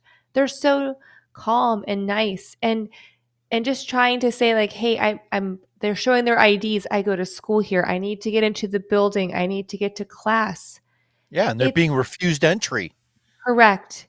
And it's unnerving to me that these poor children who, again, are going to need not the Jewish people, but these protesters are going to need these poor Jewish kids for their attorneys in a few more years when they're trying to get bailed out of jail. It's so fucking bad. Is that racist? I mean, no, most it's not. attorneys It's funny. Jewish?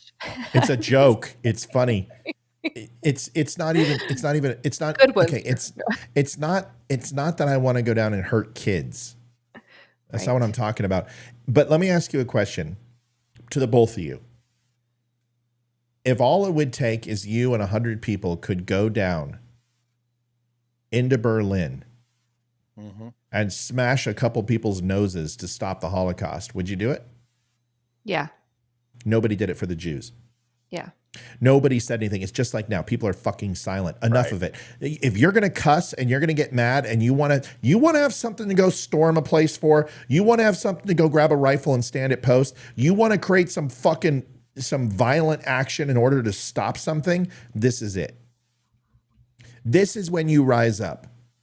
You rise up to protect your fellow citizens. And if it was Jews doing this to Muslims and Jews were trying to fucking round up people with Palestinian descent, I would fucking stand with those Palestinians and I'd fight the Jews. With absolutely no equivocation in my heart, I would stand with the Muslim people. I don't care how you think that's not true. I would. Nobody should be oppressed. The Japanese internment camps were a fucking absolute abortion of justice. Jim Crow laws, the fucking inner cities, the way we treated gays and lesbians, Christians were wrong, dead fucking wrong. And you're still wrong if you do it now today. People have a right to pursuit to life, liberty, and happiness. And when you get in the way of that, you are a threat to my country. Not a threat to democracy. You're a threat to the fucking natural order and God-given right of this country and what we stand for. And the people who are doing this to the Jews right now should be taken out with fucking extreme prejudice. That's my opinion. Go ahead, Leroy. I just wanted to say, oh, sorry. Can I just say? No, go ahead, Amy. Go ahead. Really quick.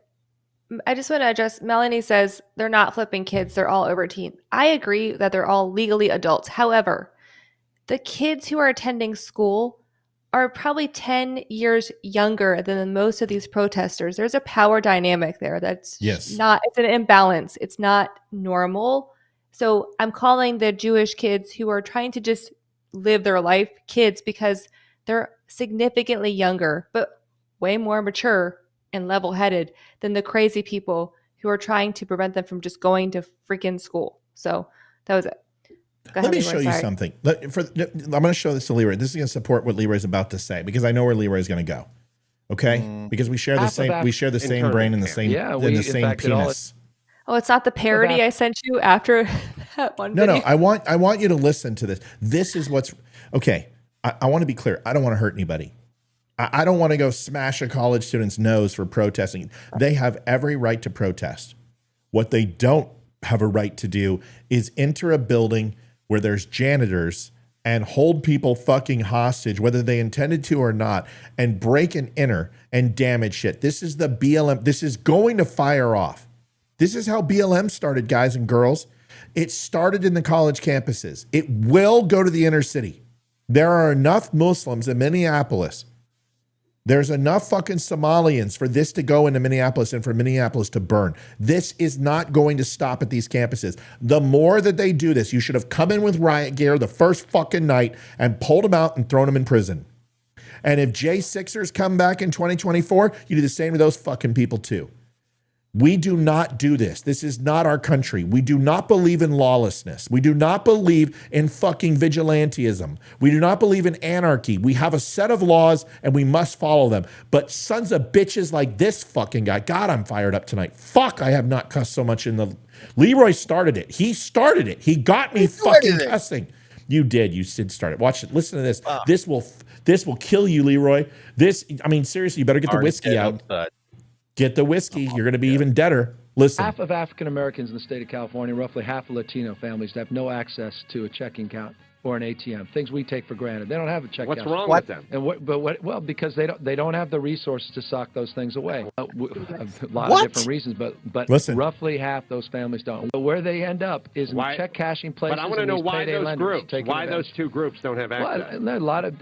Just happens to be that we can talk about. Flawed? No, they're hardly flawed, but they're struggling. Genetically Folks are making flawed. their word. Hardly, not absolutely. But okay, not. Do Asians have this problem? I mean, a lot of communities have. A lot of whites have these problems. Oh, but so that's not just black and Hispanic. No, but why did you bring up black and Hispanic? Because the magnitude is ominous. But why so many of them? It just happens to be the magnitude. That's the way God planned it. Not at all. Well, what happened to them? There are a lot of issues, and that the communities are struggling. A lot why of new are they immigrants. struggling? A lot of different reasons. Lack of Hispanics opportunity. have been here. Blacks have been here longer than we've been here. Well, we can surmise. What about Asians? They were put in internment camps. Yeah, in fact, it all initiated out of San Francisco. All right. The Chinese Exclusion Act came so out of progressive San Francisco. Are they the check cash? A lot of Asians certainly do. Oh, so why don't you? Dude, Adam fucking Carolla is one of my biggest heroes.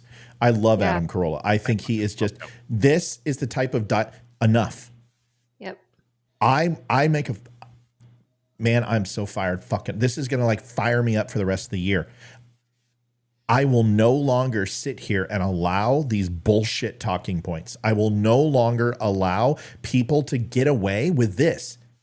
If you say something stupid, if you say something absolutely ridiculous, you deserve to be absolutely verbally lynched like Newsom just got. He just, what the fuck, what do you mean black people don't have checking accounts? What are they, inferior? Are they fucking stupid? Is that what you're saying? That's what he's inferring. That's exactly what he's inferring. They're too dumb to get a fucking voter ID. They're too dumb. Black people are too lazy to go to the DMV. You fucking racist. That is, if Donald Trump said that, you guys would have him literally hung by his dick from Fifth Avenue. But Gavin Newsom can sit here and espouse those things, and the only person who's challenging him is some fucking overweight puffy comedian who is more relevant than any fucking person in the game. Adam Carolla is a genius, and he filters through the bullshit like a hot knife through butter. But those people, Gavin Newsom, he's one of them, and he's a shill, and he's just like the Republicans.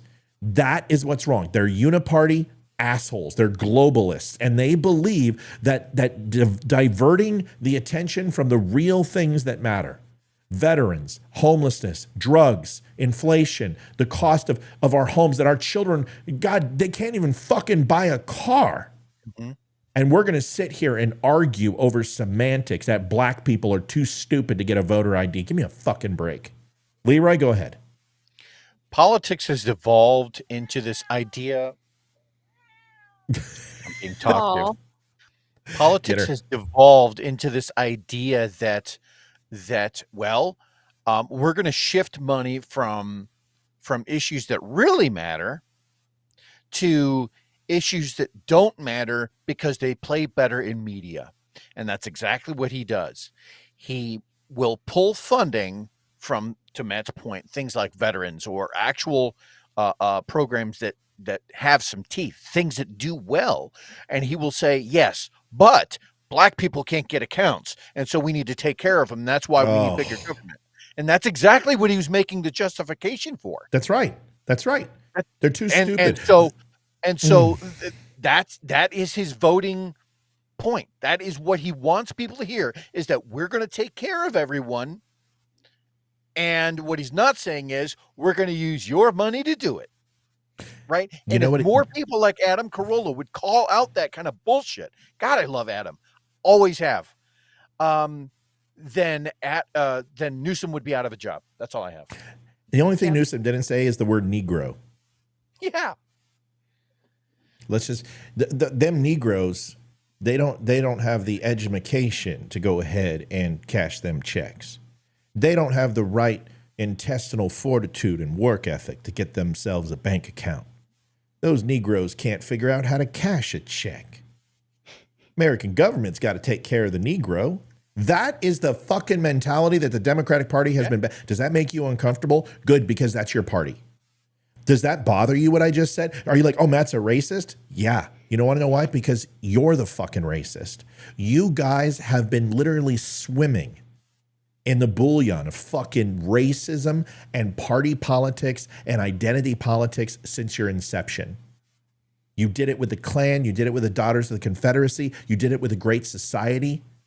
You did it with modern day eugenics by wiping out the fucking Native American population and going after the blacks in the inner cities. You did it with the 3 strikes law. You did it with crack cocaine. You fuckers somehow have convinced the world that you're not the devil. You have convinced the world that the Christians are the devil. You are the fucking antichrists. Well, leftism is, yeah. I didn't say all Democrats. Absolutely.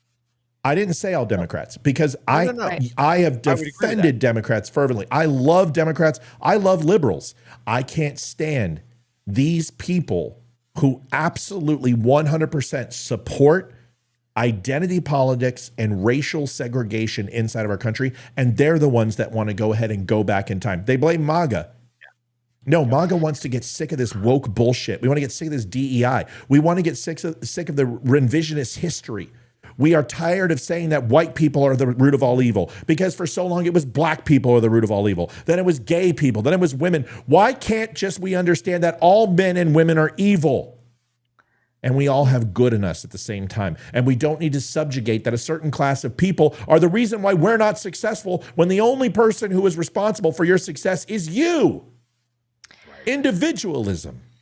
And Newsom actually made that point. He's like, these people haven't been given the opportunity. Really? Really? You're saying that no African American no African Americans in your state have the opportunity? Why? Because you locked them out of it? Because that is the most racist statement I have ever heard. Right? They don't have the opportunity. How is that? The Republicans are the one that voted for the 13th and 14th Amendment. So maybe they don't have the opportunity if your level of democracy is that strong there. Do you know what LBJ said when he fucking pushed forward civil rights? I just read this today. I never heard it in history before, and I guarantee you have it. You know that, remember, we give the black people just a little bit of taste, and that Negro is going to go ahead and never vote for anything but Democrat. No, he said something else. And I'm going to say this, and I guarantee none of you have heard this. I promise you. Voting Democrat for the next 100 years, that one? No, that's not the one. This is what he said with civil rights. And I'm going to paraphrase that I just feel that the South will now vote Republican for 50 fucking years after what we just did. That is what he said after civil rights. That the South will vote Republican for 50 years. This guy, he didn't want to pass civil rights. He had no desire to pass civil rights. This was absolutely something that he had to do because the wheels of motion were turning. But in the end, it wasn't about black people. It wasn't about equality. It wasn't about civil rights. It was literally about votes, and they have not changed their mentality since. And you guys think we're so far removed from it. It was less than 70 fucking years ago. It was 60 years ago. 60 years. People are still alive. What's that? There's been a party change, Matt. Oh my! Oh fucking! Don't get me started. Amy, watch this. This is UCLA, and then we're gonna go. Okay, I'm getting pretty. I just want to address the comment section, which I don't usually get upset about comments. It's very rare, and excuse me if I cuss here, but you guys are missing the fucking point. I don't give a fuck if I call these young adults kids. I've already said these students, they are kids to me. I don't know, a lot of years on them. They're young adults. I'm going to call them kids. They still are children to me. They haven't lived enough years or had a fucking house or a mortgage payment or a real fucking job when you're in college. So they're kids to me. The people who are fucking with these children are adults. So get over yourself. You're missing the fucking point. Excuse me. I'm so sorry. I just had to really emphasize this. I'm getting angry because I am upset about this. It bothers Mildly me. turned on. Sorry. I'm sorry. Sorry. I'm sorry. Don't be. Are you sorry? That's like the best segment you've had. Language. I'm gonna cut that fucking thing and throw it. I'm gonna put $1,000 in advertising, even though I don't have it. You're mad now. Watch this. Language. Shut up. Stop apologizing. Dude, it's like giving a world-class BJ and then saying you're sorry. There's nothing to be sorry about. All right, here we go. Watch that. You think you're mad now? This is UCLA. Okay? This is one of the capitals of defund the police. This is an area, UCLA. I grew up in LA. I grew up in the LA Coliseum. I was Ventura, California, Santa Barbara. Yep. Los Angeles County. We went to Los Angeles every other night. Drove the hour and 10 minutes to go watch the Dodgers games. Watch Colorado Buffaloes. When they rarely played UCLA and USC. They would play them as a first four game, as a pickup game. But we would go see the Buffs play, and that's when they used to be blue and gold like UCLA. And when they played UCLA, they had changed their uniforms because of that pretentious fucking school. Went to the Coliseum and watched USC. I grew up going to Kings games. I know this area. UCLA was one of the most prestigious schools in California. It rivaled Berkeley. It rivaled USC. It was a world-class education. And this is what we see. This went on for 3.5 fucking hours. 3.5 hours and the cops did nothing. Watch this.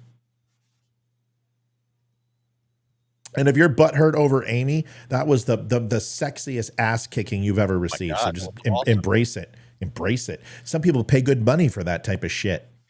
Halfway through the quad. Look at this. Somebody is being beaten. Somebody is being beaten with a stick and punches in the middle of the lawn. Don't do that, dude. Somebody is being badly beaten at the bottom of that brawl right there.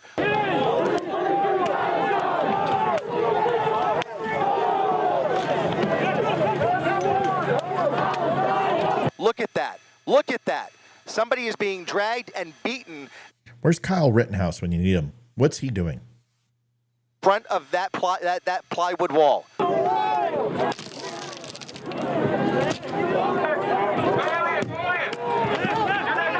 Just incredible. Like, where are the police? Where is security? Where are these people? But just Jesus. Where is authority here?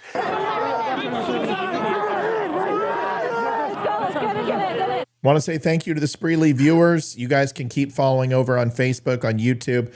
We'll see you soon. We appreciate you. If you wanted to catch the part of the show you missed, you can go to Facebook in about 10 minutes after the show, and you guys can catch that. I didn't extend tonight. God bless to my Spreely viewers. Thank you for everything you do. Let's finish the rest of this.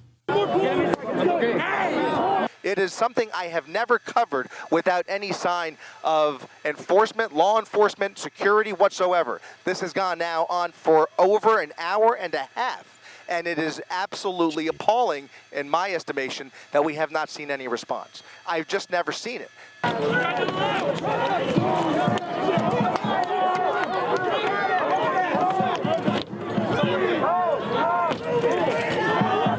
You know, this may be a sign of things to come, or this may be what, society has become, but I have never seen it. In my career, I have never seen this level of violence without any response from any kind of law enforcement or authority whatsoever. Oh, look at that. Somebody just took a pallet to the head.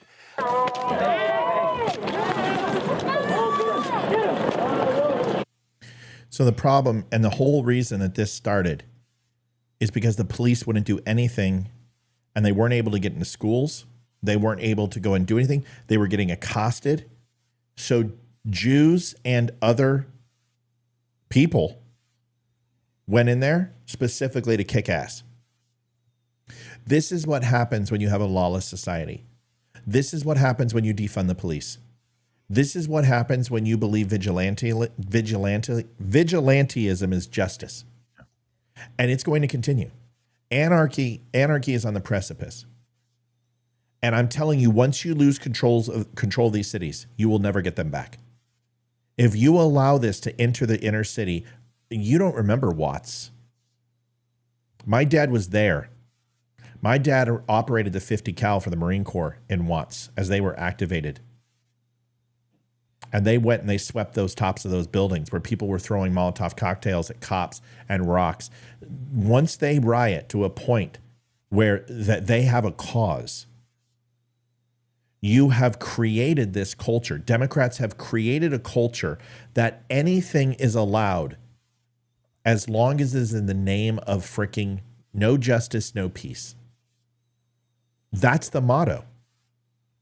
No justice, we don't get what we want, there will be no peace. And I'm telling you, and it's not black people's fault, it's not the inner city's fault, it's none of their faults. They have been bred for this. They have been driven to this. You have taken away their options. You have indoctrinated them that somehow white people are the reason where they are where they're at. And that is the biggest fucking lie ever. It is because of goddamn motherfucking socialist progressive policies. That's what the fuck is wrong. It has killed every fucking country in the world that has fucking touched it. It is a cancer. It is absolutely toxic. It is poisonous. It is vitriolic. And the moment that you start dabbling in progressivism and socialism, you might as well be fucking summoning demons from the lower seventh pit of hell. You will get the same result. Your soul will be devoured. The country that you supposedly love will fall apart and it will fucking crumble to the ground, because if you don't think that's true, look at Venezuela. 20 years ago, it was more prestigious than the fucking United States. It was printing money. It was going to be a world power. Now look at it. They're eating out of fucking garbage cans. They're killing cats. If you think that this is not going to touch our soil, if you think that we're so star-spangled fucking awesome that we're impervious to this stuff, keep it the fuck up. Every single governor should bring in the National Guard. They should wipe these fucking kids and they should put them in a camp. Every time they leave that camp and go back on a campus, you stick them back in that fucking camp. They do it 3 times, you put them in jail. And you throw away the key and you hold them as terrorists. You did it with J6ers. Why won't you do it with these fucking people? Because it's inconvenient. Freedom of speech. That was the 3 years during Trump's presidency when there was more than 500 protests from BLM and every other activist group that were all over every major city in America. They are allowing this kind of thing to happen. Yes, and it's getting worse every time. Yes, because we are doing nothing. And that's a great point, because it also makes me wonder about that chart that we were looking at on Monday from Alan Lichtman that talked about social unrest. If it is getting progressively worse, this is not a good optic for the president.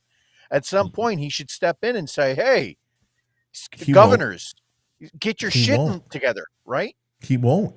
The thing that I tried to show you is this conversation's too good, but when I showed you the amount of money and foreign influence in colleges, it's more than the money that's actually given to U.S. politicians.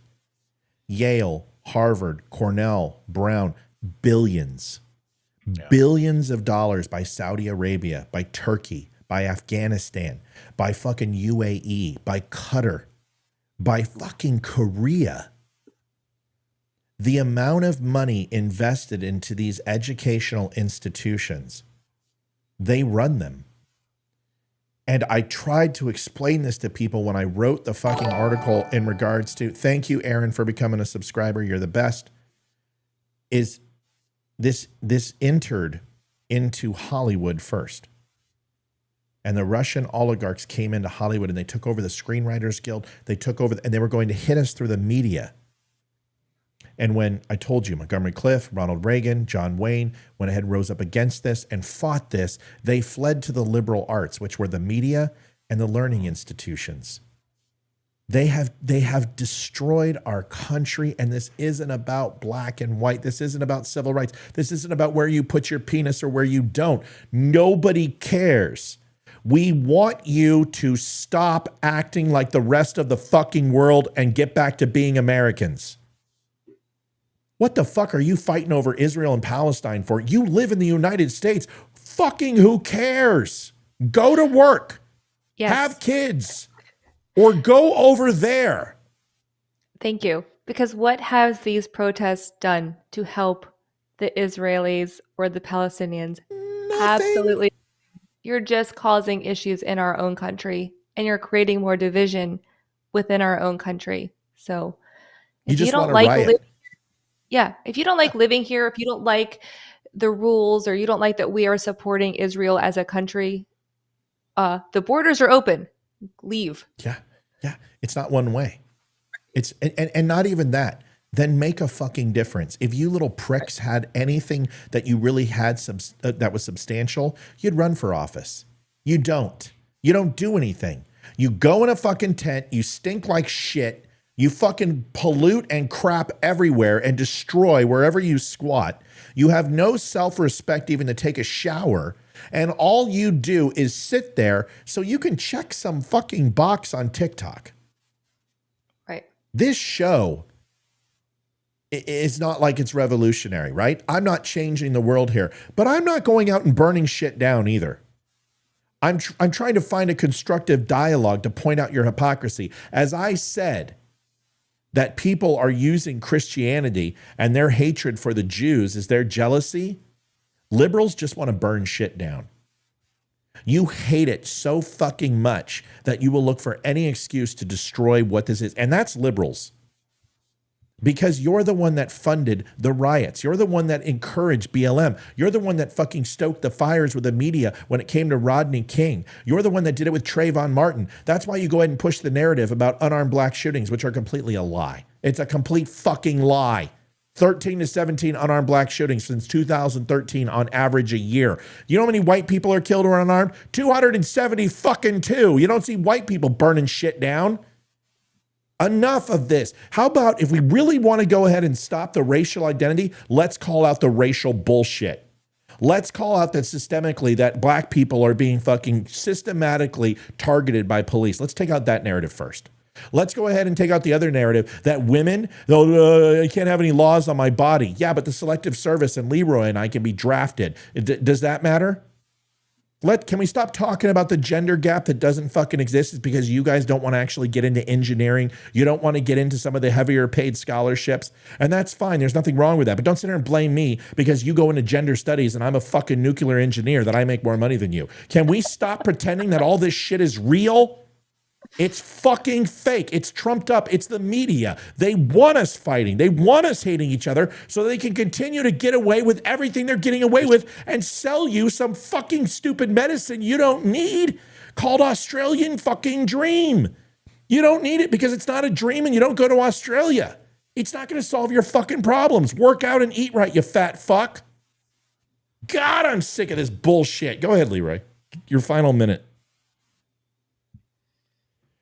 60 years ago, John F. Kennedy gave a speech where he started the speech by asking, ask not what your country can do for you, ask what you can do for your country. That was 60 years ago. Since then, there has been a 180-degree change in that mindset. So much so that immigration used to be thought of as people who are moving here to find a better life, to look for that opportunity that Gavin Newsom was talking about. Now, people are moving here because they think a lot of times, and I'm not saying this is universal for everyone, but there's a much higher percentage of people now that are moving here for a very different reason. And that's apparent, and especially when you see the protests like in UCLA, like what's going on in Colombia, the BLM riots that were all throughout Trump's presidency, January the 6th. There seems to be so much more violence now, and I think it's because people they just get emotionally in their own headspace, and they think that it's some way the government owes them, that they're entitled to something, and they fail to realize that it's not about the government owing them shit other than opportunity, and now it's time for you to get to work, and most people just don't want to do it. Before, fantastic, dude. So you just proved that you get to cuss and get me all fired up, and you two guys just drop your bombs, and then I get all freaking effity, and then you guys start making sense. I better hear some F bombs from Amy, or I'm going to be upset. Tuner says, as I sit down to eat crackers and cheese whiz, Matt says to work out and eat right. That's not what I said. It's not what I said. If you're going to complain about your weight and you're going to complain about your knees, then stop being fucking fat and eating shit. Otherwise, shut the fuck up and eat your cheese whiz and enjoy it. Not to Tuner. Yeah. That's just a general statement. Here's the thing. If you don't like the way things are going, then change them. If you don't like the way you feel, then start making progress towards feeling better versus saying, oh, it's too late. I'm too fat. I'm too slow. I'm too old. You know what? I don't want to work out every day. Who does? I don't want to wake up. Who the fuck wants to wake up and go to work? I don't want to fucking wake up and make the same breakfast. I don't want to fucking roll over and kiss my wife, the same one for 25 years, just because I have to. It's because I love her. Change your fucking mindset. If you don't like that you're spending $120,000 on college, then stop. Why are you if you've known for 3 years that you're going to be in debt and you're listening to all these stories, why do you continue? How stupid are you if you're ready to head off of a fucking cliff and you touch the gas instead of the brake? I'm tired of the lack of self-accountability. I don't care about black. I don't care about white. I don't care about gay. I don't care about Christian. I don't care about Jews. I care about that you fucking people do not hold yourselves accountable and you blame everyone else for your fucking problems when you are the reason. It's you. It's not the government. It's not liberals. It's not conservatives. It's that you are so busy worried about all the shit around you that you never spend any time introspectively looking at the reason you're fucking where you're at. Because it's only your feet and your mind and your fucking hands that built what is around you. You're your own captor. So fix it and stop blaming everyone else. For fuck's sakes. Go ahead, Amy. That's my minute. My response to that is false narrative. And it's just a false narrative. I knew that was coming. You got to do the hair flip when you do that. It's just a false narrative. Oh my God. Sorry. Yeah. I don't know. I love today. It was a good show. I really do feel very passionately about October 8th and everything that's happened since to the Jewish community, to their country. I don't have personal ties to Israel other than I know a lot of Jewish people, and I've known these people. Friend. I have that one Jewish friend. No, I have a lot of Jewish friends because of where I grew up, and there was a huge Jewish community. And I mean, my first real bosses were Jewish, and I love them. Amazing people. I don't know. I've always just had this. Were you in banking? No, I was in orthodontics. It's okay. It's a joke. Were you an actor or were you in banking? Were you work for a law firm? No. Or a doctor. Obviously. Did you have a bank did you have like a bakery on 138th and 2nd? Okay, go ahead. But they in Broadway? Jewish bakery. Oh yeah. But Jewish food is great. Jewish food is wonderful. The best. Anyway, go ahead.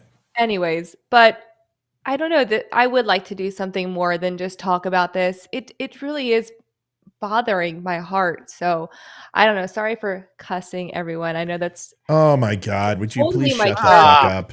Shut up. Just boo. Just boo. See, no, it's like Olivia when she makes a really good joke and then she has to explain it. It's like, no. It was a great joke. Just let it lie. You did great, right? I cussed more tonight than I have in a year. And I had to because I just needed to get it. I need to get it off my chest. I'm just so sick of the hate. I'm so sick of the stupidity. You people, you're just going to be pissed off at something else 3 months from now. Remember, it was all about Ukraine. Then it was all about it was about the bridge. Remember you guys all cared about the bridge, the end of the world was coming? Then it was the fucking Palestine, Ohio, East Palestine, Ohio. It was fucking COVID and vaccines and then murder hornets and then fucking locusts and the eclipse. Fucking people, if you don't have a crisis to fucking worry about, you people are completely fucking boring as shit. Right. I'll give you that. But can you just calm the fuck down? The world has been ending. We're all going to die.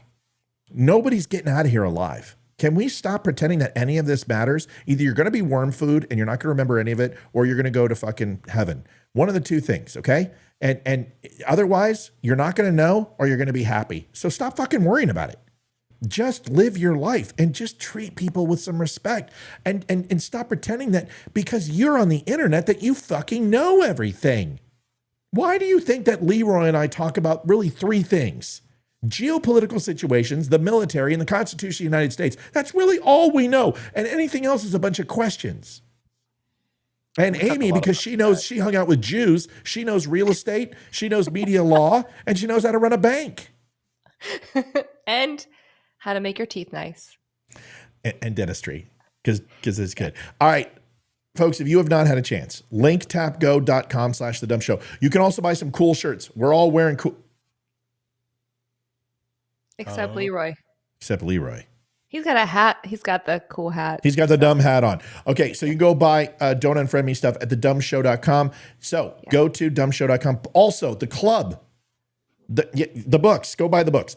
Club is up. Go to thedumbclub.com. We have photos. We're adding video tonight. My first episode ever it's not even in existence anymore. The first 90 episodes aren't even online anymore. They're going to be on the Dumb Club.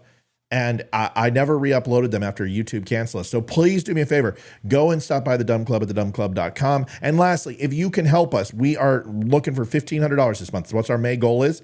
And we're looking for that. linktapgo.com/thedumbshow. Please help us out. We are privately funded by you, the listener, and we're paid for by you, which means that we're not going to go ahead and give you an opinion that doesn't suck. And it's not going to be from some paid shill media company or the RNC and DNC. It's right here. It's what we believe. Leroy, Amy, I love you both. I appreciate you. Tonight was fun. I needed to get this off my chest. I'm glad you were able to get some catharsis going on there, because you got to, we all need to, you either got to work out or you got to get it out somehow, right? Yeah. The things that are unhealthy for you, things like drugs and drinking, which I do. You can't do that all the time. You can't do that all the time, right? At some point, you got to go for a walk around the block and eat a salad. Hey, I get it. Eat a fucking salad. By the way, if you are you don't have a place where you can vet and just get some things off your chest, you guys, Veteran Crisis Hotline, 1-800, just fuck that. Dial 998, then press 1. Veteran Crisis Hotline, it's there for you. Anxiety, depression, PTS, TBIs, all very real, and veterans need your help. Please do me a favor and take some time and make that phone call. Folks, thanks for watching the Don't Unfriend Me Show. We'll be back tomorrow. Should have a news article and a podcast. I'm going to try to do a recorded show as well. Amy, Leroy, thank you guys for being here. We love you very much. We appreciate you. Love you guys. Love you guys. All right, man. See you guys on Friday, Leroy, Monday on Amy. Bye. Bye. Adjusting transmitter output. This is the Don't Unfriend Me Show with your hosts, Matt, Leroy, Amy, Olivia, and Mike. Geopolitics, military analysis, and election coverage. Coming to you live on the Spreely.tv network and all major social media channels at The DUM Show. Honest, direct, unfiltered. We can agree, we can disagree. Just don't unfriend me.